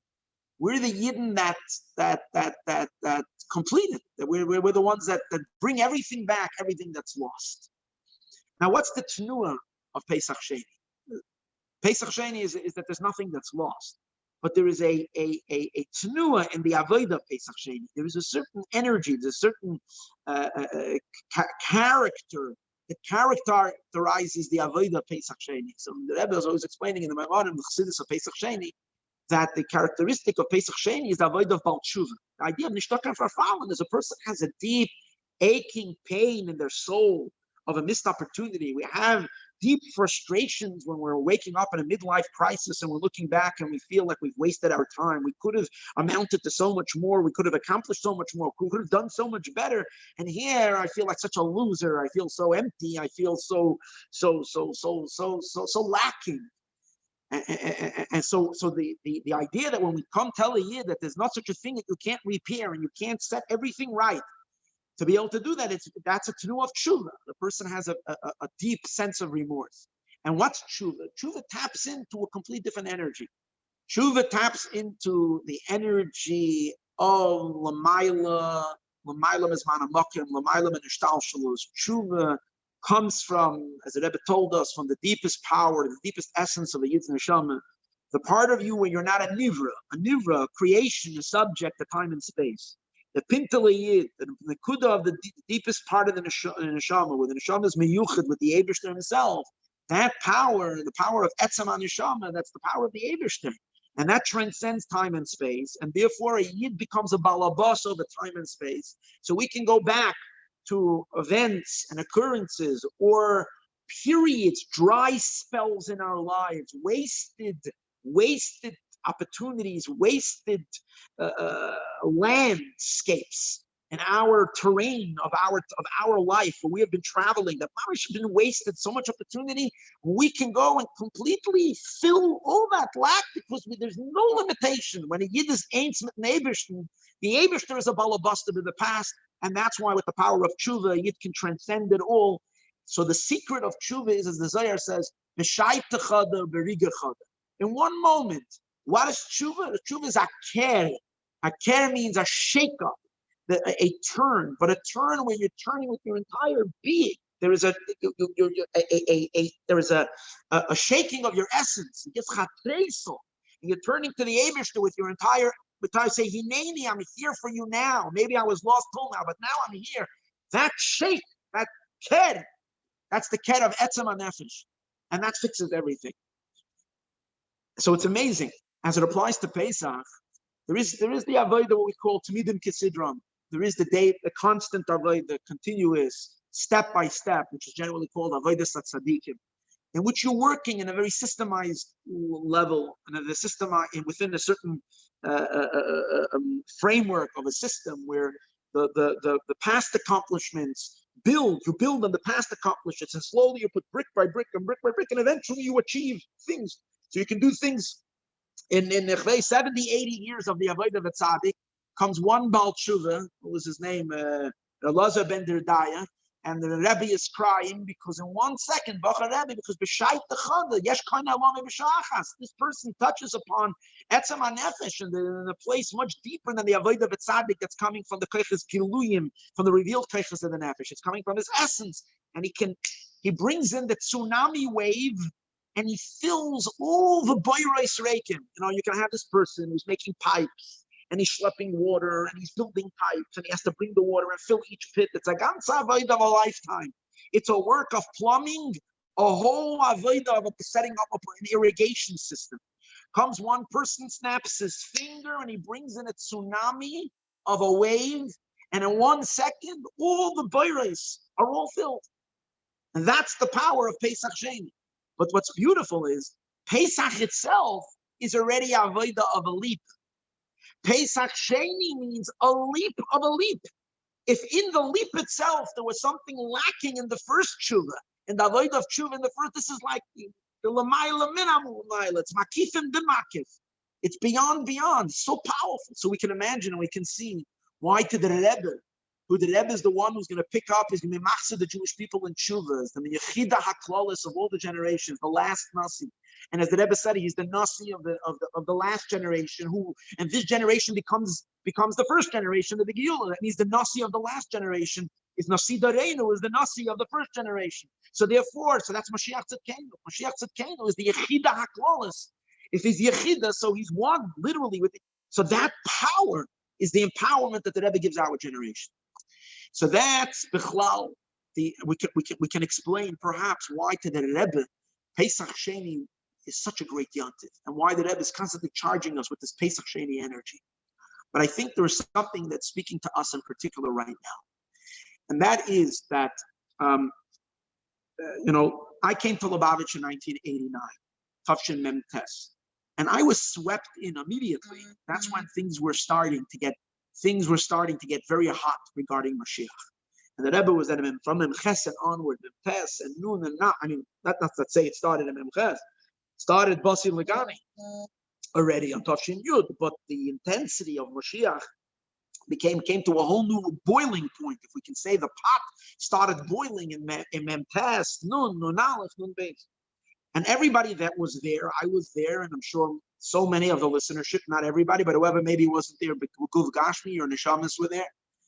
So we all felt, and we were all sure, based on the sichos that were coming from the Rebbe week after week and everything that we saw, that literally mamish in any rega can be any fabrengen, any time there's going to be the fullest galus of Melech HaMashiach, and the Rebbe is going to take us out of Golos. It's going to happen. That's where we were.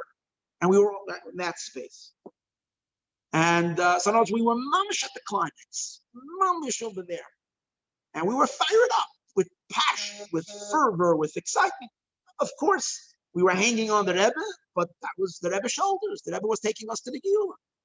Then came the crushing events, beginning with Chav Zayin Adar the second time, but real crush was in Gimel Tammuz. And after that, I think we crashed. I would say most of Lubavitch crashed. We crashed. It was very painful. Extremely painful. You're coming from such a high, and then boom, no one expected it. And that caused, I think, a deep scar for all of us. Now, I have to say, there perhaps are some neshamas of Atzilus that weren't impacted. I tilt my hat to these individuals. It says before Neshamas Gavoyas Kirashbi, there was no Churban Beis Hamikdash. That's what it says. It's Chassidus. And in front of Reb Shimon Bar Yochai, there was no destruction of Beis Hamikdash. So it's possible that there are some Neshamas that for them Gimel Tammuz never happened, and everything is the same, and the Rebbe is here Poyot Mamish B'Guv Gashmi, and they experience it and they feel it, and therefore they're marching to the GEULAH in the last 26 years. Nothing happened, nothing changed. I'm very, very amazed by these neshamas. But I think the regular neshamas, the biyah, ordinary people, men, women, and children, I mean, everybody, bachnim, and teenagers, and girls, and boys, and babis, and zaydis, I think most of us had a real crush, and a very, very, to a point of a shviris hakelim. This really, really, really hurt us deeply. And I think to many of us, there's a certain feeling that it was a missed opportunity. It was a missed opportunity. Farfallen, we futsch, we messed it up. The Rebbe was hoping we're going to join him. We're going to storm the heavens. We're going to bring Mashiach. Many people even felt that Chavches Nisan was kind of that Fabrengen with that talk that the Rebbe gave then, was the Rebbe like throwing up his hands and saying, Chevra, I have no one to work with. That was something. I'm not saying that's the meaning of it. Now we're learning it over and we're finding a whole new meaning in that. But many, I'm just talking realistically, a lot of people felt that way. There was a lot of pain and a lot of, and I think a lot of people relate to it as a missed opportunity. We were so there. Had we merited, we could have done it, but now farfal. And there is darkness for a long time. Now, I do want to say something parenthetically, very important. Now that we have a chance to go back to the sikhs of Nun Aleph and Nun Beis and learn them thoroughly, which someone pointed out to me 2 weeks ago, I think it was Shifra Chana Hendry, to be well. She pointed out something. I was talking to her, and she said that that in those times we didn't get a chance in Nun Aleph and Nun Beis, Nun Aleph and Beis, to really learn the sikhs and to really absorb them, because every week there was another sikh. So you didn't have time to really take it in. What is the Rebbe really saying? So we learned, and you were so busy with seeing the Rebbe and seeing him and hearing it, you didn't get a chance to internalize, to digest, to absorb, to take it in. Now we can go back to the sikhs and really, really silence our excitement and our passion and be able to hear. That's why it's so important to actually learn it and see what is the Rebbe really saying. So to me, it's clear today's days from learning, and the Rebbe saying it. I mean, the Rebbe says it in a few places, that it's not chas v'sholem, a missed opportunity, that something was supposed to happen and it didn't happen, and farfallen and farfutched. That's not chas v'sholem. That it is, in those years of Nun Aleph and Nun Beis, something incredible happened. What happened? The GEULAH was downloaded. The Rebbe says it in Parsha Shoftim. Take a look. It's an amazing sikha, the famous sikha Parsha Shoftim Nun Aleph, where the Rebbe says that there was a Navi in the generation, and we have to be mefarsim it to the whole world, that there is a Navi, and the Surah GEULAH is a Nevuah, and so on and so forth. The Rebbe says that these people that are wondering, how is this going to happen? How will the family accept this? How will this person take it? How will the Bnei Bayis take it? Your people are wondering, like they're having a hard time. The Rebbe is saying that the Mashiach is so imminent, it's so here. I'm not exactly quoting the exact words, but something to this. How will the family people, how will it be accepted?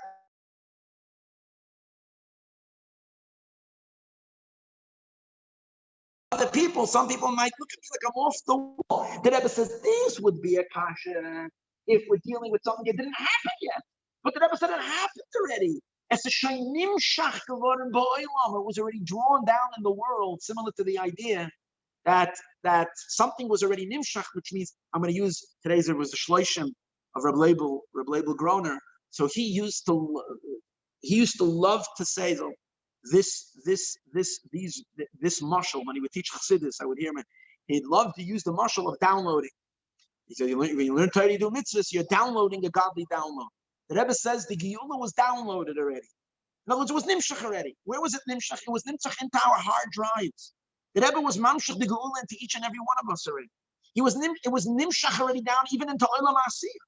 It just needs to be clicked. It needs to be nizgala. It needs to be revealed. It needs to be opened up. And the Rebbe says, okay, so how do you do that? You learn about it. So you become conscious of it. So you're opening it up. You're opening it up within yourself because you're becoming more aware of it. But the Indian is here already. So chas v'sholem to think that it was a missed opportunity didn't happen. But I am dealing with, particularly today, the sense of despair, the sense of brokenness that so many of us, including myself, have experienced, and many people have not gotten over it yet.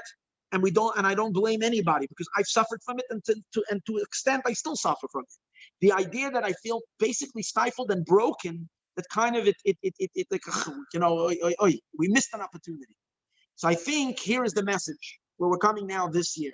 Now it's Pesach. Now we're coming to Pesach Sheni. We are now in the midst of a corona situation, a coronavirus, and in a global lockdown. And there is a very, very strong sense by everybody that ot kumt Moshiach. There is a strong universal sense by Yidden, and not just in Lubavitch, Bechlal in the world. Mashiach talk reached new peaks during the Corona on levels that we have never seen before.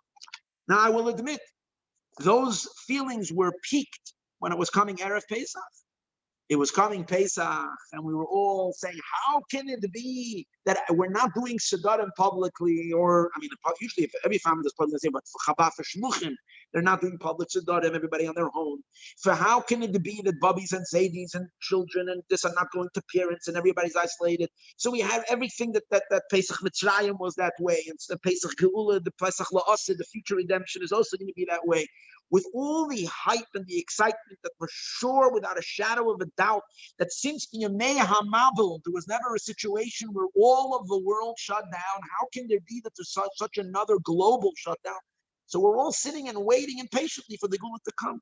And we can even see it in Lubavitch, which because of what we've been through and because of the difficulties and also the lack of meeting of minds, which is so understandable based on what Rabbi Paltiel said earlier, that when you stand for something and when you stand for something passionately, obviously there's going to be chilukei deis. If you're just a mellow person without any opinions, without anything that you're fighting for, you have no one to fight with, because why should you fight with anybody? But if you have opinions and if you're strong-minded and if you believe with something, to the fact that it gets your blood boiling, like our discussions to our Rebbe, that our Rebbe boils in us because he's just got us in the guts. The Rebbe has us in our. That's maybe too physical to say, but that too. The Rebbe has us in our kishkis. The Rebbe has us in our nefesh, ruach, neshama, chai, yechid. He touches us in our etzem. So of course we're passionate, and because of differences of opinion, so that to a point, we kind of became uncomfortable even talking about Mashiach to a certain degree. And now we're talking about Mashiach, where we're getting comfortable with it because we sense it, we feel it that it's Mashiach Satan. Everybody senses it's Mashiach Satan. But now, since Adurchigang Pesach, Chodesh Nisan went by, and then we had just a few weeks ago, I was on the same, not exactly same people speaking, but there was also a chat organized by the same organizers. Nisan, we were hoping the last remnants of Nisan, and Nisan passed. It's not here. So here, when we come to the next, so here's where I want to unleash the power, not me. I want to bring to everybody's attention to unleash the power of Pesach Sheni. Pesach Sheni is coming, and the Rebbe taught us to Shtach Fallen, and there's Lag Boimer. And what's Lag Boimer? Lag Boimer is the idea that there's a Rebbe. What's Lag Boimer? Lag Boimer, it's from the Baal Shem Tov on, there is the idea, even by Polish Chassidim, actually by Polish Chassidim even more, the yard site of a Rebbe, it was like very, very intense, because the more you rely on the Rebbe, the less work the Rebbe, the less homework the Rebbe gives to the Chassidim, the Yeskashrus, the Rebbe has to be everything, mamish, because you don't have your own Chassidus to work with. On Lubavitch, there's always the idea that a Chassid should learn on his own. I'm not minimizing Chas v'shalom of Yeskashrus, but you understand it by Polish Chassidim. So you have Rabbi Melach's yard site, right? The Melech of Lezensk and ganz Poland, everybody would go to Lezensk. Everybody would. In today's days too, people travel to Lezensk and they travel here and they travel to the Kivrei Tzadikim and across the world. And it's. But that's 200 years. Before that, such an iskashrus to a tzaddik, that's Rashbi. That's Rashbi. You don't see it anywhere. Even Moshe Rabbeinu. What do you have? People fast on his yard site. They had a hint. But that to have such a Bar Yochai and they're singing his praises, if you think about it, it's really strange. It's really strange. You know, we're serving the Eidish there, and yet we make an entire yontif surrounding the praising of a tzaddik. You go speak about Maran, and we're all singing Bar Yochai and Vamatim Koilachai, all the nigunim that praise the greatness of Reb Shimon Bar Yochai. We're saying unbelievable things about it. That's the concept of Rebbe. Of Neshama Koilelas, that every Yid, no matter thousands of years later, feels in his kashrus to Reb Shimon Bar Yochai. Why? Because he's the master of Pnimius HaTorah. Pnimius HaTorah is Pnimius HaNeshama. The more Pnimius you go, the more Neshamas are unified, the more one they are. So when you're dealing with Rebbe, And what does it say about Reb Shimon Bar Yochai? Kedei Rabbi Shimon lismoich alav. Reb Shimon is someone you can rely on. Our Rebbe is someone we can rely on. And therefore, when our Rebbe told us it's a Zman, Negi Zman Gulaschem, at the time of redemption has arrived, Chas v'sholom, to think it's something that we missed. It's something that maybe, I'm not saying that had we not rallied with the Rebbe at that time with more koiches that we, and done better, maybe we could have brought not only the download that happened that time, but also that it should, the opening of the file, the opening, the hisgalus could have also happened then. That, for whatever reason, it didn't happen. So that's left now for us to do. So what is it now when it's coming Pesach Sheni, in such a year of Tafshin Pei? We have to realize Nishdakaim Farfalm. We're a generation of Nishdakaim Farfalm. And we have the koiches over the next couple of days to really activate powers that are believable. This is the year is a year of tshuva. The year is a year of transcendental energy. It's the pays is nisem. It's 8 to the power of, we're in Sphira. Sphira goes 7 weeks, and then the 8th day, the 50th day, that's where the prize is at. The prize is in Tafshin Pei. That's why we've seen incredible things this year. But I think, and this is very important to emphasize, very, very important, that and Rabbi Pape, you'll let me know, because I was told to speak a little longer because Rabbi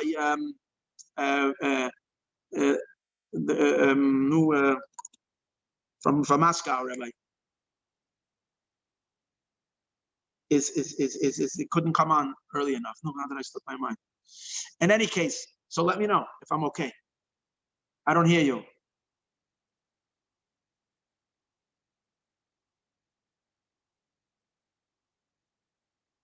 Okay, so where I think is so important, and so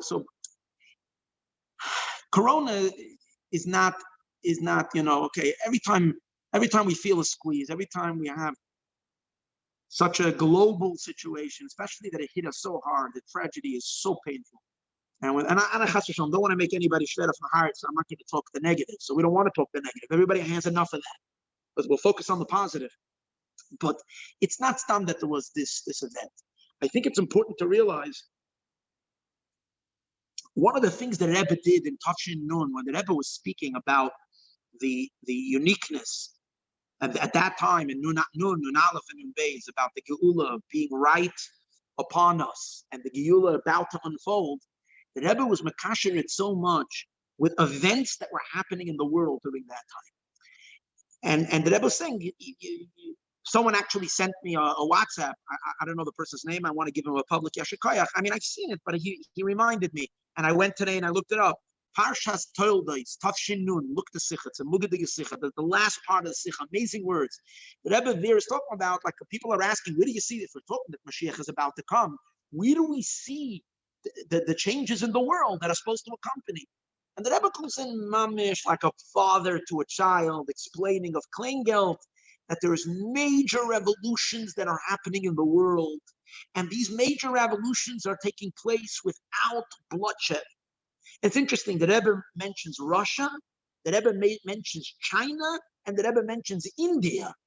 And then the Rebbe mentions islands and other places. So the Rebbe is basically saying, and not basically, he's describing that massive changes happening amongst the nations, especially when they're happening in an unusual way. We should realize that this is all showing us and indicating that the world is preparing itself for the Giyul. I think that, the idea of Nishtakan Farfallen is so apropos this year, because the same opportunities that were going on in that chunk of time, Nun Aleph, the same opportunities that were happening then over those few years, that things were like heating up in the world, happened in the last 2-3 years now as well.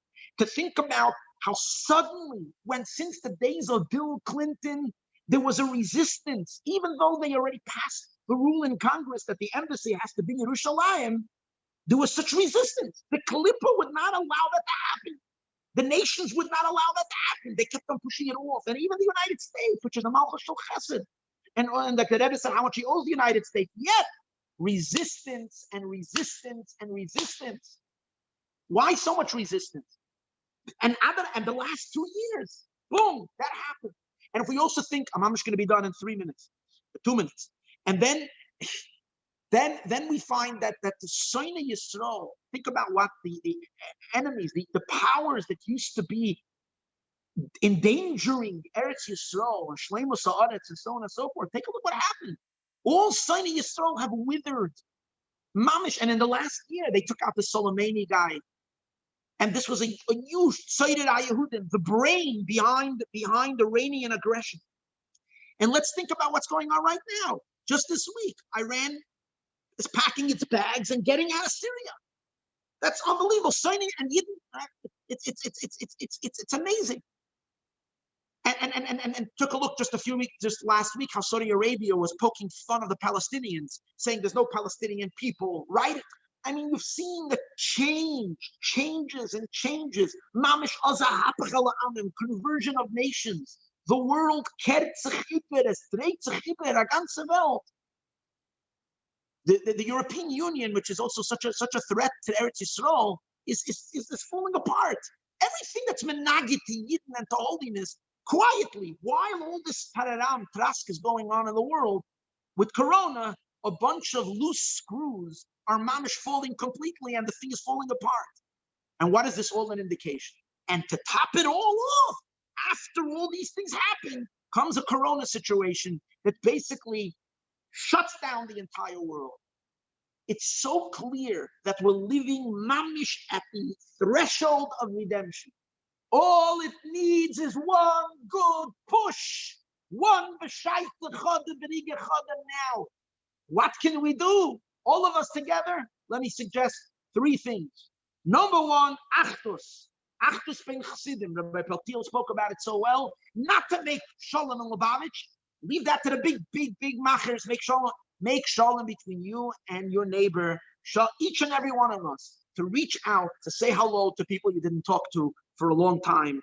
This is the way we work our achdus in the details. Number 2, learning in Yana GEULAH Mashiach that we all have to take on now in a very serious way, because by learning it, we enter into that space and we make it real to ourselves and into the world around us. And number 3, the Rebbe says, to get ready to be Makabel Pnei Moshiach Tzedkenu. And Kabbalas Pnei Moshiach Tzedkenu is something that is left to us to do the last avodah, and it actually means B'poyo Mamish to be Makabel, the Malchus of Melech HaMoshiach. A good place to get information on that is on the woman's. There is it's not a woman's thing. It's a website called welcomemashiach.org. Simply being Makabel Pnei Moshiach gives koyach to Moshiach Tzedkenu to bring about the end of the Gullus. May the Eidish to help. We should be able to do the Gemara of it, get it done. And Chas v'Shalom, you don't get disparaged. If it doesn't happen, Pesach Sheni, it doesn't happen like it's happening. It's happening. We all have the koyches to do it.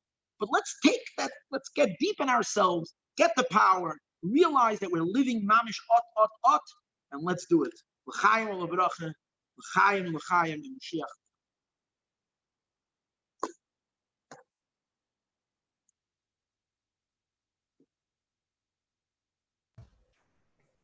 Chaim.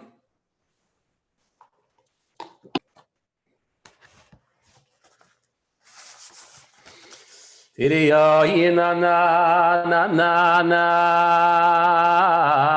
mo yido. Tiriya ina na mo la do.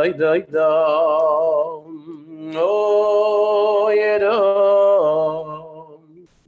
Oh, ya yidimoido. Ma yina na mama yida. Oh, yina na mama yida. Oh, yeda ma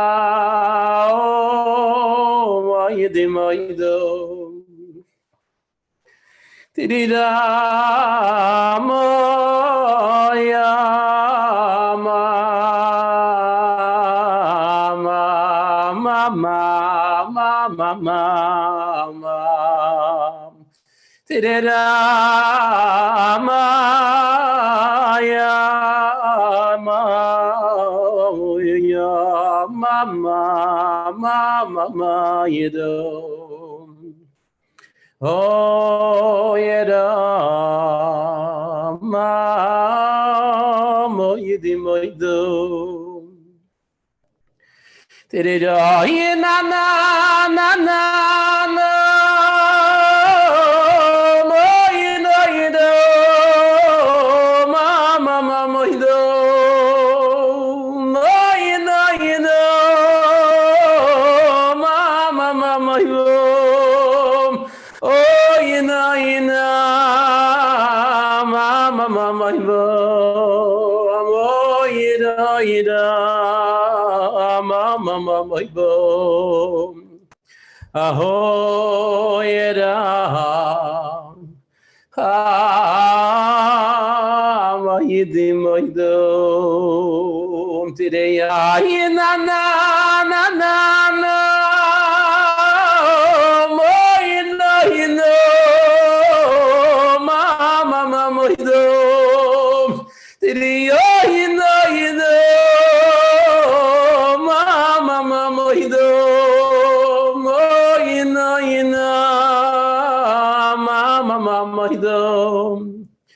Oh, ina, mama, bambaida, ma, oh, yeda. Oh, yidi, moido. Today, ina, na, na, na, no. Oh, ina, mama, mama, yido.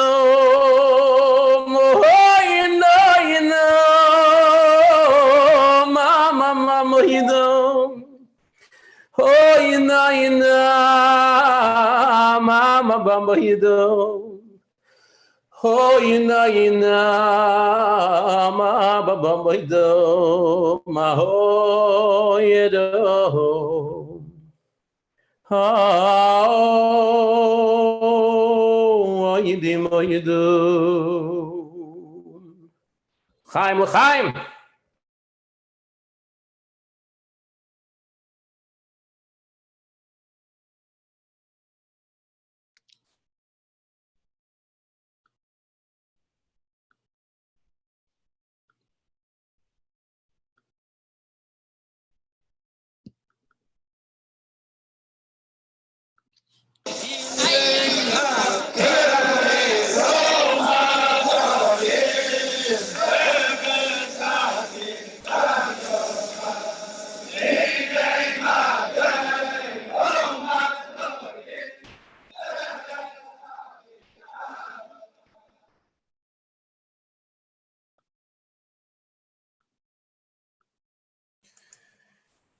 Many years ago, I had to drive down to Long Island City, and there was a bacher needed a ride, a very, very nice young man.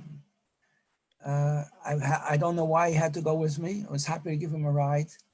He was on his way in life to become the chief rabbi of Russia, Rabbi Baruch Lazar. We're happy to have him with us tonight. Actually, by him, it's probably about 6, 7 o'clock in the morning. Rabbi Lazar, please. The cover gadol. L'chaim. Thank you, Rabbi Pape, for the ride. And for the I wish I would have such a good memory like you. So first of all, l'chaim, very special to start a Farbrengen at 6 o'clock in the morning. Yud Gimel probably is a day that demands from us to Farbreng throughout the day. So the Farbrengen started. Hopefully we're going to continue.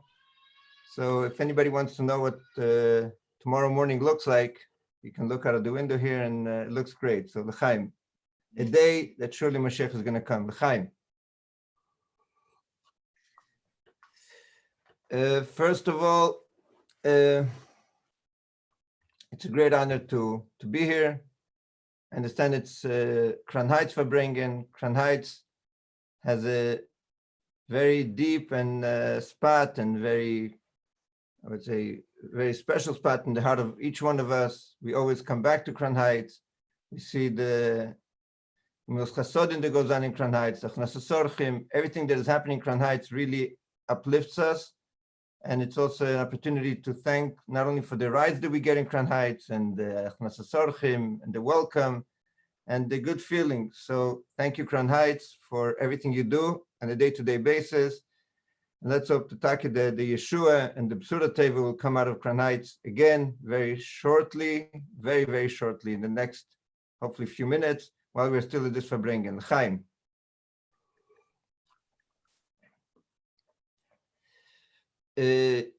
Everybody is speaking about Achdus, and I'm sure you all heard, read, had discussions, did something to bring this Achdus.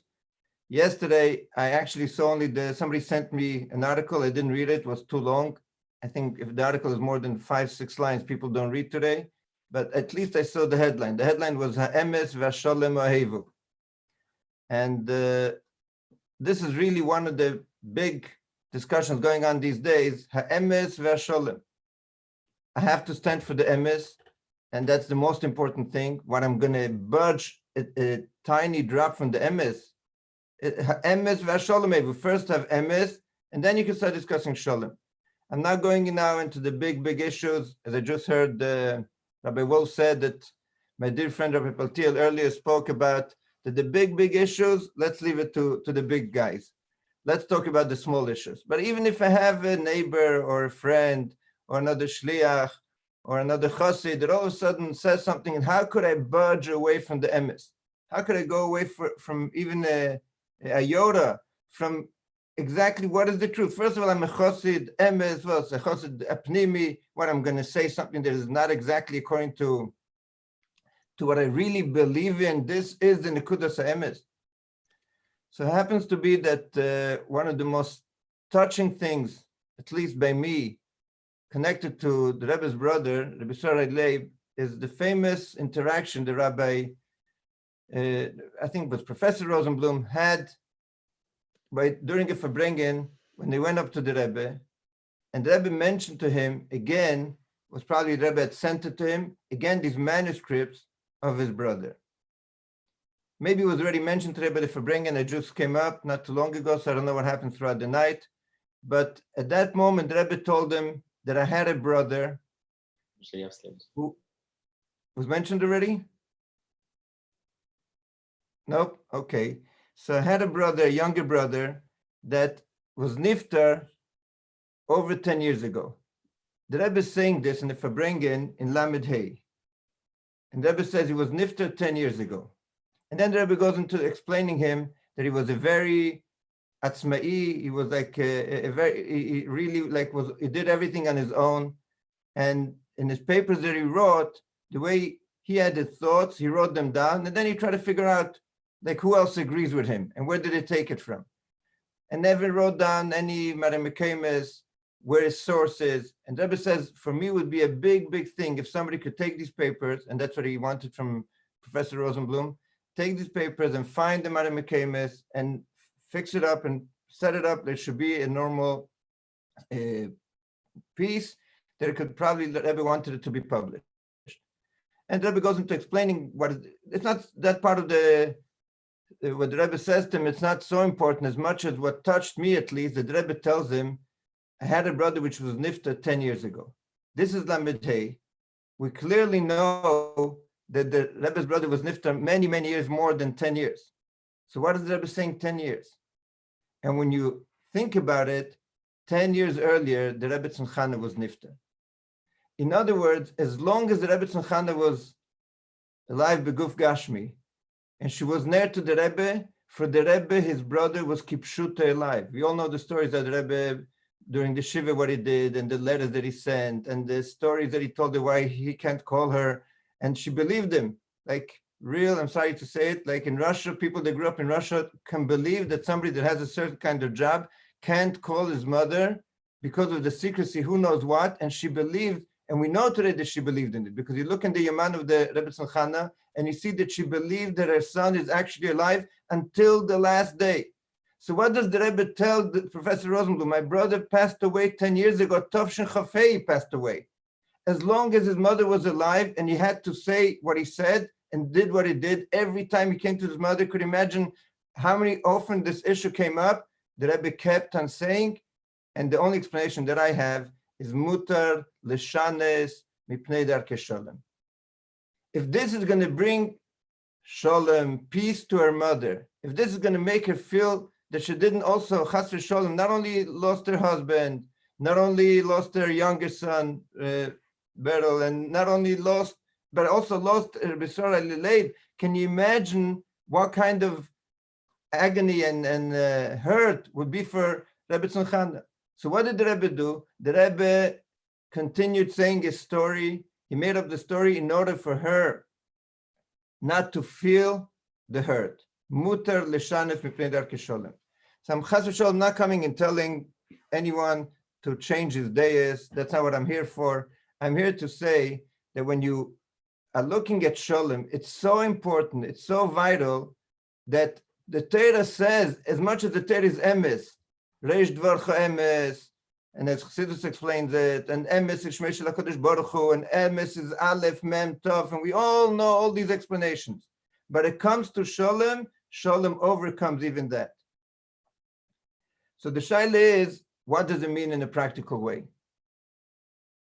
So I remember clearly in my years in 770, those were the years that Rabbi Pepe used to give me a ride, and I used to see how he used to draw the pages of the Mashiach Times and all the rest that he got from the Rebbe. And those special years that not only we came to visit in Kronite, that we lived in Kronite, lived in 770. One of the things that I heard from the Rebbe time and again, and actually you could see it in the Sikha, which was this Shabbos Emer, Tov Shemem Tes. And the Rebbe then spoke about the idea of Shleisha. The idea of Shleisha is one of the most passionate issues that the Rebbe speaks about time and again, telling us very simple, what is Shalom all about? Why is Matan Torah given on Chedesh HaShlishi, Urient Lisoy, Le'amt Lisoy, v'chulu? Why is Shleisha such an important thing? Who cares if this was the third month or the second or the fourth? Who cares if Bnei Yisrael are divided into three, and Moshe Rabbeinu v'chulu? Why do we need to know that it's and it's important? And the Ran adds into the Gemara all these pratim about Shleisha. Why? Because this is Torah. This is the only way you can make shalom. And the Rebbe says when there are two people that have difference of opinions, and they share the difference of opinion, they start discussing the difference of opinion, it's not something bad. It's actually amazing. It's important. It's good. Why is it good? Because from the two opinions, you'll come out to something new that unites both of them. The Kosov HaShlishi is not Chas v'Shalom coming and saying that the first one is not good. This first pasuk in Torah is not emes. No, the first one is emes and the second is emes. But if you want to know what is the real truth, then you have to unite the two sides. You're not being mevater, you're not being mailim, you're not trying to hide one opinion, you're not destroying one opinion. So often, sadly, I have to deal with husband and wife. And I tell them, if one of the two of you is going to destroy the other one, you're going to be left without a partner. Don't destroy the other person's opinion. Use it. You have an opinion, somebody has an opinion. Think what the other person is adding to your opinion. What else can you find out from this? And this is Shleisha. Shleisha is not, when I ask people, tell me the sign of unity. Which number in, from 1 to 10 is unity? So they'll say 1. I said, no, 1 is not unity. Because if there was no machlekes, you don't need unity. Unity is because you had difference of opinions and you bring them together and then you come to a solution. 3 is the sign of unity. And this is what the Rebbe says in the one sikh and another sikh and a third sikh, explain to us that shalom is not by ignoring the other side, destroying the other side, not giving him a chance to talk. If you want to have shalom bayis, it's because you have 3. We all know, the famous triangle example. You have the Eibishter, which is higher than both of us. And that's where we have to connect to. And then you have unity. And that's when you have Achdus. So in other words, what the Rebbe is actually telling us, and the Rebbe says this in the Sikha, in Memtes, you can look it up. The Rebbe says, when there are difference of opinions, if you want to come to the Richtike, to the real truth, if you want to know what is the real answer, you have to hear the two sides.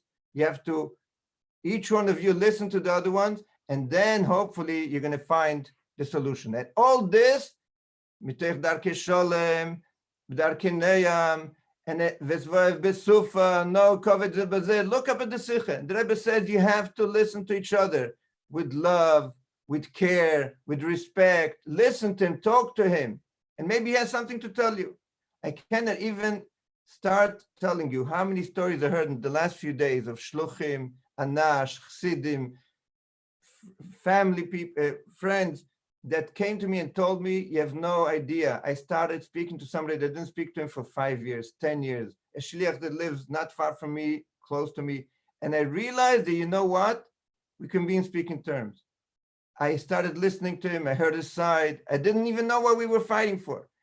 If I would tell you the craziest stories, I don't want to say too much because people told me, please keep it private because then they're going to realize who you're talking about. Crazy stories of kibudim. Somebody was supposed to get a bracha by a chassan. Crazy stories. It's mamish unbelievable to think that for such shtusim, like that, because it covered a medume, or misunderstandings, or things that were said, people chas v'shalom start fighting, and it goes on for years and years and years. I remember once I heard the story of Reb Peles came once into the Rebbe, and there was an issue going on. Sadly, it wasn't probably the first and the last issue that the Rebbe dealt with Avos Yisrael and Achdus Yisrael. And the Rebbe asked him to be the one to go over to the other side and do whatever he has to do and tell them whatever he has to say and bow down. So he was actually surprised because he knew, and the Rebbe probably had just told him that he was right. Not only was he right, he was coming and saying what was right according to the Rebbe. So it wasn't only that he was right emes. There's no question that he was right. And the Rebbe tells him to go to the other side. He should go and ask Mechila. He should go and make the first step. So he was there in Yechidus and he was actually standing. He was shocked a little. And the Rebbe says, before Matan Torah, and this is the time we're standing at, there was a gzeira. Elyenim leyardu lemata, tachtenim leyalu lemayla. And this is exactly a situation where the alien, there's a gzeira, it's cut. You cannot bring the two together. And what does the Eibishter tell us? Vaniya maschil. And that be made with his hand. Vaniya maschil. The Eibishter didn't say, oh, there's a gzeira, it's your guy's fault. Who knows why, you could think, if you look in the Maimer Basi Legani, why the Shechina was me'aretz l'rakia aleph beis. Why did it happen? Not because of the Eibishter. It happened because of Chet, Adam Arishan, Kain Venish, Chet Yitzadas, and all of that. Bepeil, now we have to bring it down. So the Eibishter could say, you guys take care of it now. You guys lift yourself up.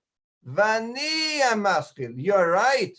You're the one that you understand you're on a higher level. You should go down to the other. So if anybody has his ego, your ego should make you go to somebody else and say, you know what, let's talk. Maybe I did something wrong. How can you say maybe I did something wrong? The other guy is wrong. You know what, add the word maybe. If you're so sure that you're right, say maybe I did something wrong. Maybe I didn't understand you. And this movement of going to somebody else and asking for mechila or telling him I want to talk to you, we didn't talk for a long time.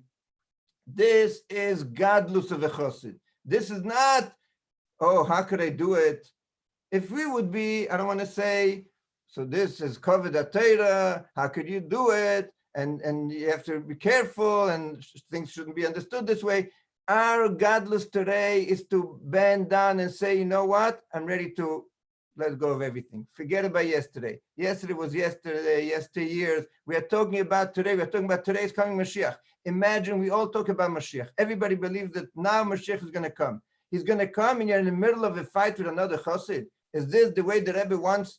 We're talking about להכין את האלם, את עצמי ואת האלם, לקבלת פני משיח. Of course, it's learning the siches, nun aleph, nun beis, everything. But are we ready to be mekabel pnei Mashiach? What? Our room has to be clean. Our table has to be set. We have to be able to stand in front of the Rebbe and say, I did everything I could. What does it mean, did everything that I could? In the last few days, everybody's been repeating that after the famous Sikh of Chav Ches Nissen, the Rebbe came down to start giving out dollars, came down from the Bima, and Rabbi Gurari came over and the Rebbe said, Le'noga v'le'poga. What does it mean, Le'noga v'le'poga? People started screaming automatically ad Mosai. People really wanted the Mashiach should come. So what does it mean, Le'noga v'le'poga? Because it wasn't a geya in your etzem nefesh to make a change. You should change. What does it mean you should change? If you're be'emes believing that in a minute is going to be these galos, are you ready to stand in front of Mashiach and say, I was ready. I prepared myself. So we're standing now, as the Rebbe says, in time of Surah Seimer, the time of Tikkun Amidas. All of Chassidus is Leshanis Mideisav Ativim, or Leshanis Teva Mideisav. I'm not going to go into the pilpul between the two things. It's too early in the morning for this, or too late at night for you guys. But the nekuda is that if we are not ready to be Meshanis the Midas, if we are not ready to change ourselves, if we're not ready to break away, doesn't say to be Leshanis Teva Meichin. Doesn't say that you have to change your day. Doesn't say you have to give up on your emes. No, but when you're talking to somebody else, mutar leshanis, you can talk to him. Mutar leshanis mipnei hasholem. It doesn't say when you're sitting in your room and you have to convince yourself that the emes is not emes. That's not what it says. But when you're talking to somebody else, look in the Gemara in Yevamis. It's all about talking to other people. Then mutar leshanis mipnei hasholem. Then you can do something. Don't say everything. Don't start up and saying you are whatever you are. Like a Chasidishע Verbringen. Chasidishע Verbringen, you say anything you want. You can blame it on the mashke. I can't do it right now. I wish I would be able to be at 11 o'clock at night, like by you in New York, and then I would say what I wanted to say. But I'm going to hold myself back because 6 o'clock in the morning, it's hard to be already after, unless you were up the whole night, and I wasn't. So all I can tell you is we have to understand that there's something which is more important than being right when you're talking to somebody else. You want to be right in your own bedroom, and you want to be right when you're saying Krishma Shalamita, Gesundheit. Then you should think, what are my dayas? What is my avon in Chassidus? How did I learn this maimer? I heard there was once, I remember now who it was, I read a story, there was once for bringing some 70. And who was it? I don't remember who it was. One of the Chassidim came from Eretz Yisrael, and he couldn't hear well. He was already, Baruch Hashem, an older Chassid, and he couldn't hear well. And when they asked him to speak, he got up and he said, I have no doubt, I don't know what other people before me spoke, like myself right now. So I don't know if I'm arguing with somebody, if I'm agreeing with everybody. He said, I don't know what everybody else before me spoke, but I could imagine, I have no doubt that everybody spoke about the pshat in the last maimer that the Rebbe said. So I want to say the way I understand pshat in the last maimer. So when it comes to Krishma Shalamita, and you want to understand what the Maimer says and what the Sikha said and how you understood the Sikha, and you understand for the MS, Gesundheit, you're in your room, you're saying Krishma Shalamita, think about where your Seichel is. But on a day-to-day basis, when you're out there discussing with people, you want to make Shalom, Mutar Leshanis, trust me, you're not going to be blamed for that. No going to blame if you be Meshan a little, Chas v'Shalom, not going away from the Ikra Emuna, not going away from the Animaimin, but I'm not talking about the big issues. I already said before as Akdome, because I don't know what's going to happen tomorrow morning in New York. People are going to start calling me up and said, what did you say? What did you mean? I didn't mean anything. I meant each one of us should go and reach out to somebody else and say, I know that I'm right. I know that I'm emes. Vania maskil. Nevertheless, I'm going to go to him and tell him something that's going to make him feel good. What did Aaron HaKohen do? He went to one person, went to the other person. What, he was such a ish sheker. He went and said a lie to the first person, went and said the lie to the second person. He said, you two should come together. When you're going to meet him, you'll see he really wants to make shalom. So, you know what? Accept the shalom. He goes to the other and says, the other guy really wants to make shalom. He really feels bad. He's lying to the first person, lying to the second person. How could he do it? Aaron wasn't the Isha Emes. Aaron saw the pneumius of every Yid. He be'emes, so they're really deep inside, that's what they want. They taki want to make emes. And the Rambam says it. The Rebbe mentioned this Rambam probably hundreds of times to tell us that when you look at the other Yid, you should see that there's Rotzen Amiti, Kefines Hashem Eretzani. Why? How are you allowed to beat him up? Why? Because he's going to say what he really wants. What he really wants is do the Rotzen of the Eibishter. There's a letter of the Frierdiker Rebbe. Frierdiker Rebbe says that Shogur Befia Elam in Welt is angenommen. When it's going to be light, if you have light, you're going to see the chisrenes around you. As long as there's no light, if your wallpaper is not so or I don't know, there's a little dirt somewhere. If it's dark, you don't see it, you don't notice it. As soon as you turn on the light, so the Welt sagt, Shogur Befia Elam, that when you turn on the light, you see all the dirt, you see all the chisrenes. And he says, by Chassidim is angenommen. What do Chassidim say? When you turn on the light, when there's light, when it's more by you, when it says lichtig by dir, you see the miles by everybody else. This is what a chassid is. If you learn a Maimer Chassidus every morning, or once a week, or twice a week, in Yem says that there's how much a Tomim should learn Chassidus, how other people learn Chassidus. What does it mean? It's talking about a Tomim in 770, a Tomim in Yeshiva. The Rebbe has to tell us in Yem that a Tomim in Yeshiva has to learn Chassidus every day. He's talking about somebody that was once a Tomim. In Russia, they say that there's no X. There's no ex-KGB agents. If you're a KGB agent for once, you're going to be a KGB agent forever. If you're a Tomim forever. The Rebbe says in Yem, every single day you have to learn Chassidus. It's a Rein Yem. By the way, if you look in the Mafteches of Yem, what are the issues that the Rebbe speaks about the most in Yem?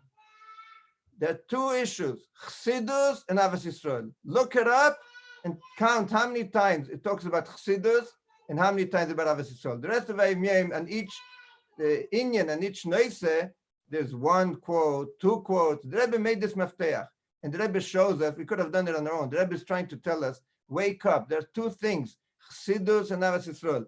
If you learn Chassidus, you're going to become a mensch, and you're going to start thinking about another Yid the way Chassidus wants you to think. It's time that we should wake up what Chassidus is trying to tell us. It's not only Askola, it's not only Meichin, it's about changing ourselves. About Bitul. What is that Bitul? Bitul is not Chatzishon to become nobody. Verkehrt. Look at how many times we hear from the Rebbe, the Meilesatz Mevechulu, but when you're standing next to somebody else, be mevatel a little Yudea. Leave it for later. Start off with Mideisav Ativim, Teva Mideisav. It said it's not something that came out of outer space. It's you, it's Teva Mideisav, but you can change them. Chassidus says you could make a change. So we're standing at a time, Sfiras HaEmer, before Lag BaEmer, and Achakele B'chol Yom Shiova Kipshute, and Itokim Farfallen. Not by chance all these days happen at this time of the year, because it's not a time of Avelus. As Rebbe says, it's a time, maybe it is Avelus. I paskin, and the next day after Pesach, I said, this year, for Shalom Bayis, for Shalom with your children, you could have Chassidish music in your home. I see Benny Friedman here. Benny, you can take out the guitar, take out the piano. I don't know what you need to make it even better. Trust me, you could have music today. I don't want to go over now, it's not the time for it, but we had a Kinus Torah after Pesach, and I spoke about an interesting Likud. It's not for so late at night for you guys, but there's a big shaila if somebody forgets Sfiras HaEmer. And this year, because people are not davening in shul and the Gabi doesn't announce Shah L'Shaim Yichid, so people might forget Sfiras HaEmer. So it's known that Talmidei Baal Shem Tov, even if they forgot, not only a Sofik, as Alter Rebbe says in Shulchan Aruch, even by a Vadai, they used to still say Sfiras HaEmer with a bracha. And it's known that Chassidim, it's brought in the Sefer Rabbi Monshein, Chassidim used to say bracha even if they clearly forgot Sfiras HaEmer. And I'm not going to repeat the whole pilpul and my whole Pelishe Torah, but if you look in the Sicha of Nun Aleph, when the Rebbe spoke about the Indian of Sfiras HaEmer and the whole idea, whatever, the Nekuda is that by the Rebbe, when you say Rachamanu Yokim Lonu, Besamigdash, Avedas Besamigdash, Yachzilon Avedas Besamigdash. When we say Harachman Yachzilon, we're not saying Yirotzen. We are saying Gevadai Harachman Yachzilon for sure. Why do we have to say it? Because the whole Sfiras Haimer L'chiere is only a Zeicher. Comes Alter Rebbe and brings it in the Sidur Harachman Yachzilon, and Shulchan Aruch says you should say Yirotzen. The Alter Rebbe changes in the Siddur and says Harachman Yachzilon because it's a Vadai. Mashiach is coming bevadai. And therefore, Sfiras Haimer is going to be Minatayra. And the middle of Sfiras Haimer is going to be Minatayra. Look up at the Sikha, the famous Sikha of Nun Aleph, and then the Nekuda that I said, if it's a Sofik Deraisa because we are a Vadai, the Mashiach is coming, you can count Sfiras Haimer with a Bracha. I'm not going to tell you the whole people, Sofik Deraisa is L'chumra. The bottom line, you could say a Bracha even if you got Sfiras Haimer. That's my Psak Din. Another Psak Din that I said, you could have music during Sfiras Haimer this year. Because it's not only about Avelu, it's about no good COVID, zebazeh. If your children are at home and they are suffering, it's tough, there's no friends around, there's no whatever it is, you can't jump the rope with your friends, or you can't go out and play soccer, at least have music in your home. So then you can sell your records and sing with the guitar, at least for sure before Lag B'Omer, after Lag B'Omer. But the Nekuda is, again, the Nekuda is what we have to do is we have to bring positivity, simcha. This is what we have to do today. Look how many times the Rebbe said in the 3 weeks, what is our goal? To make siyumim, to add simcha, to find a way. We are not going to eat meat because this is already a little too much. But to add simcha in the 9 days, how many times the Rebbe asked us and again to add simcha when there's a time of avelus? So in the time of Sfiras Haimer, our goal, the main goal is really to add simcha. There's nothing like simcha that comes out of achdus. Trust me, try it once. Try it at home. Try calling up somebody that you didn't speak to for 10 years, 5 years, 2 months, a week, and tell them, I love you. It's hard to say. I always say that making the phone call for a shliach when you have to call somebody to ask for money, trust me, it's hard. It's very hard. You think it's not going to work. You have to push yourself.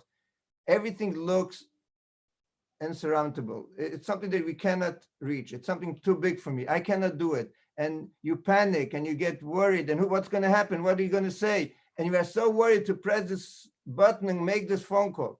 Call somebody and tell them, I want to talk to you. How are you doing? How's your family? How are your kids? You know what? Maybe someone said something to you. Maybe you heard something. Maybe you felt that I didn't say Shalom Aleichem Mitanemes. Maybe last time we met in the street, I didn't notice you and I didn't say hello, and that's what you're fighting for the last 10 years. I'm telling you, try it.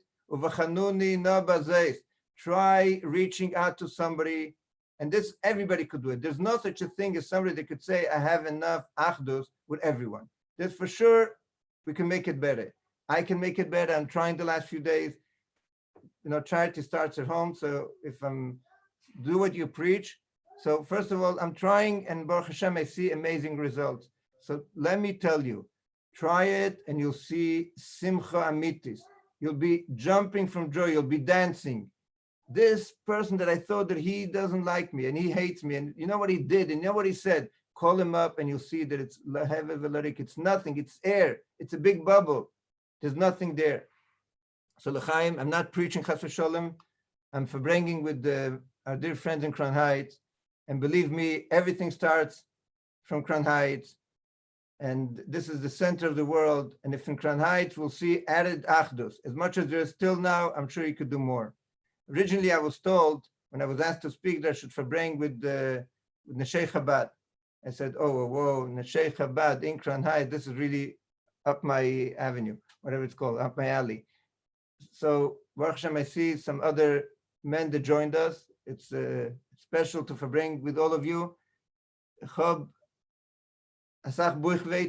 I'm sorry to have to share it with you, but I've seen incredible broches, begashmius, beruchnius, in brius aguf, brius nefesh, when we bring achdus.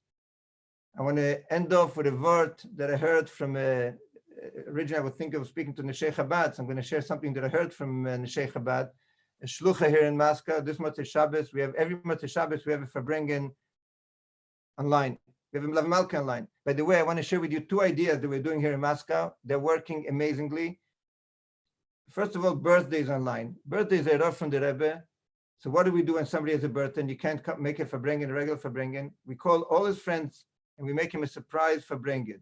So all his friends are online, and all of a sudden we ask him to go into Zoom, and he clicks on, and all of a sudden he sees all his friends, and we all start singing happy birthday, l'chaim. At the middle of the Farbrengen, we deliver him a cake, and this person feels like $1 million. Kipshute, we did it for everybody in our community. We have a list of who has a birthday, when they have a birthday. We call them up, and all of a sudden, don't share this secret, because it should be a secret to the people that are going to have a birthday today, tomorrow, the next day. But it's an amazing, amazing way to connect to these people. All his friends say l'chaim. Each one doesn't get up. He sits in this place and he says l'chaim to him and he wishes him. And it's a farbrengen. It's unbelievable. I could use the idea of a birthday to bring people together. Another idea that we have drink tea with another yid. So in Russia, they love to drink tea. It's not only England. So you call up somebody and say, I want to drink tea with you. He sits at home and drinks tea, and you sit at home, you drink tea. It's mamish, like it's unbelievable, because you don't even have to pay for his tea. Like you drink your own tea and you pay for your own cookies. You don't even have to worry about spending money on it. And you sit on Zoom and you drink tea together. These things really bring amazing achdus to all of us. One more achdus, one more cup of tea, one more farbrengen. This is by no question is going to bring Mashiach closer, the GEULAH closer, the Isgadus closer, and that's all we need, because otherwise, trust me, I'm sure this was said today 100 times, nobody knows what's going to happen. Nobody has any clue what's going to happen tomorrow morning. We have to do something that today by me, tomorrow morning by you, the Isgadus is already going to be here. Let's hope, Taka, that together we're going to bring the Rebbe Nachas and Bekorev Mamish, Miyad Mamish, Zenzach mit den Reben, למטה מסורת טפוחים, בין בוסר והוא יגלנו. לחיים, לחיים.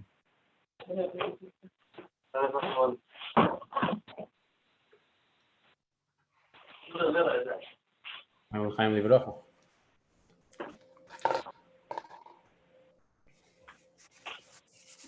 Benny, хорошо. Can we hear a хорошо? Yeah, back from the Rav. But if it's going to add simcha to somebody, maybe that's what we need. If I get a psak, I'm in. When you come to Moscow, you can do whatever you want. I don't want to mess around with the Murder Asr and Crown Heights and Chas v'Sholem. The local Rabbanim should pass for the local people. I know the Neshama, you know, the Kitzur. Then you call your Rav and you'll ask him what to do, but for sure you can sing Chasidish Nigun, a Freiliche Nigun, Nigun Simcha. Chaim, l'chaim, l'chaim. Simchis b'yidin. Amen.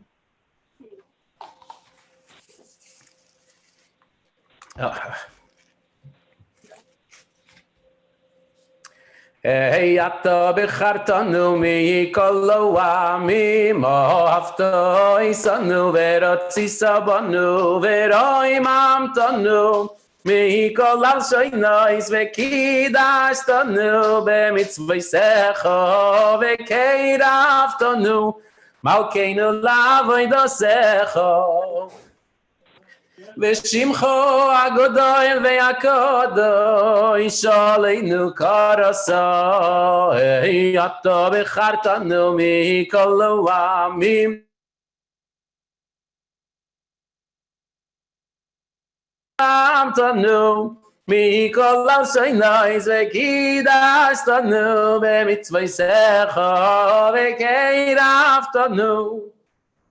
מלכנו לעבודתך, ושמחו הגדול והקדוש עלינו קרסו, אתה בחרתנו מכל העמים, מכל העמים, אהבת איסנו ורצית בנו, אהבת איסנו ורצית בנו, ורואים אמתנו מכל השינויס וקידשתנו במצוותיך, ורואים אמתנו מכל השינויס וקידשתנו מצוותיך וקרבתנו מלכנו לעבודתך וקרבתנו מלכנו לעבודתך בשמך הגדול והקדוש עלינו קרסה בשמך הגדול והקדוש עלינו קרסה. Everybody sing ay ay ay ay la la la la la la my la la la la la la la la שמך הגדול והקדוש עלינו קרסה בשמך הגדול והקדוש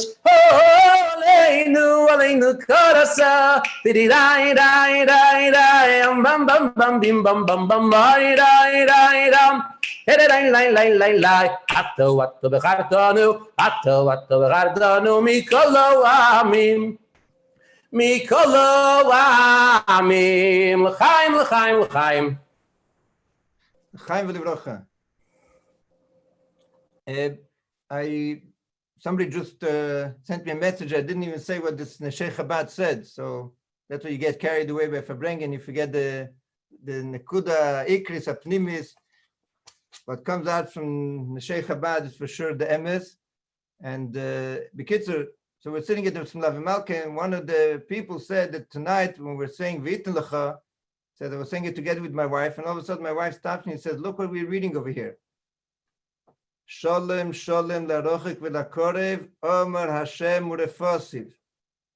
If we are able to say Sholem, Larochik v'lakorev, now it's very easy to love a Jew in Australia. The one that is your neighbor is a little tougher. But if you're able to say Sholem, Sholem, Larochik v'lakorev, Omer Hashem, what does the Eibishter say? Urefosiv. I'm going to bring the refuah. So there's no question that this is the Nekudah.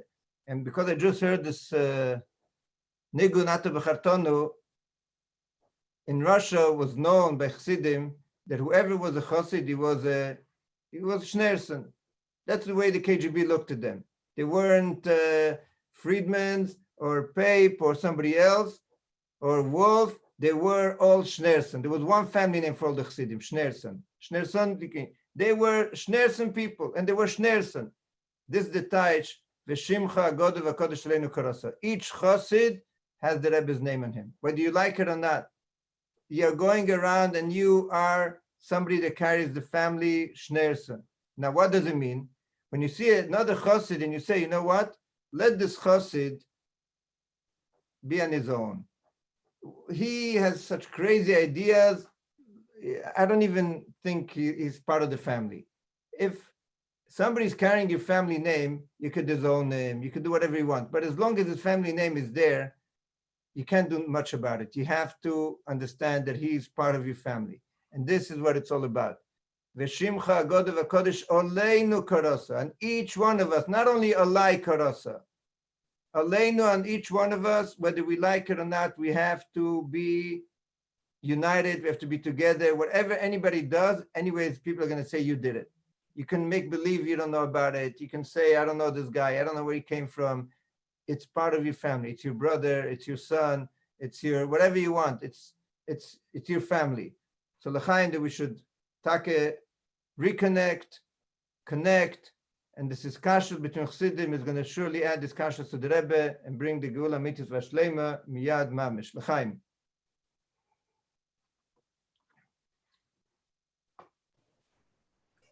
חיים לברוכה. הנה מה טוב ומה נעים שבס אחים גם יחד.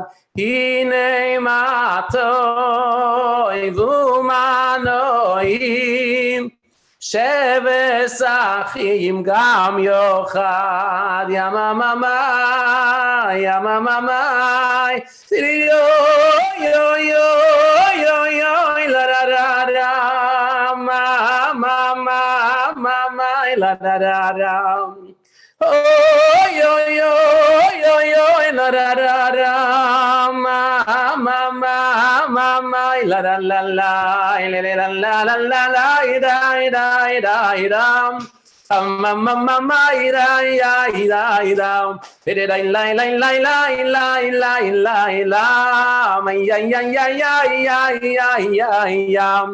הנה מה טוב ומה נעים, שבס אחים גם יחד. הנה מה טוב ומה נעים, שבס אחים גם יחד.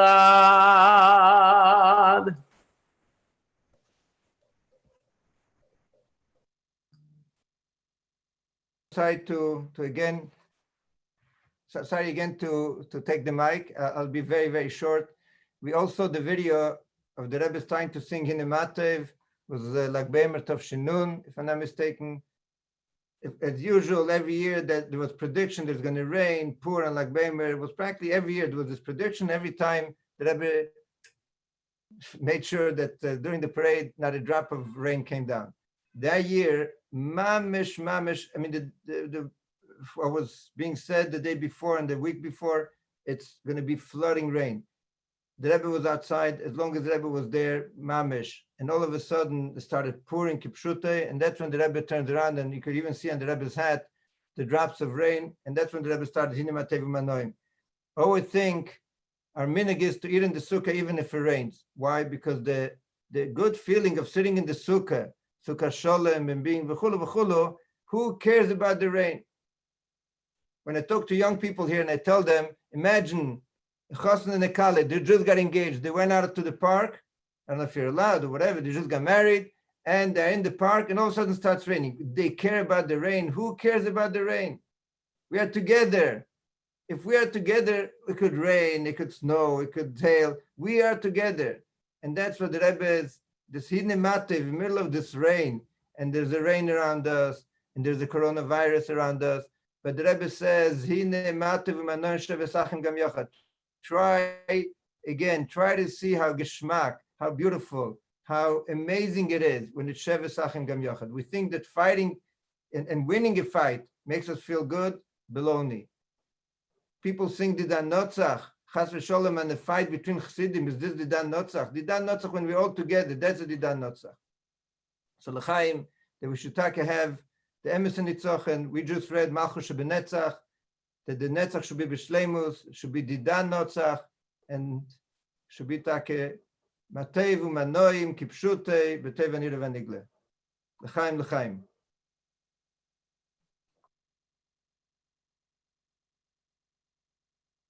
Speakers who joined us tonight, Rabbi Gottfried from Toronto, Yossi Paltiel, Rabbi Wolf in California, Rabbi Goldstein from Poway, and Rabbi Lazar and Benny Friedman. Since you came to this point with Matay V'Manayim, I'd like to conclude with a note of Shalom and Achdus. That's what it's all about. The Eibishter couldn't find in the whole of his creation a good place where he could bestow upon everybody his blessings, except for Shalom. I have two friends, Menachem Friedfertig and Yibal Chaim Tevim, Michal Berman Over Shalom. Their birthdays on the same day. They went to the Rebbe on the day of their birthday. It was a Sunday. And they told the Rebbe, today is our birthday. And the Rebbe gave $1 to one and gave $1 to the other. And he said that pasuk, Matev u'manayim sheves achim. And he gave $1 to Menachem. And he gave $1 to Michal. And then he took a $3 and he said, Gam Yachad. And he held it up like this and gave it to them. Because what he was telling them was that when you come to me together, then I'm together with both of you. And not just I'm together with both of you, the Eibush is together with all of us.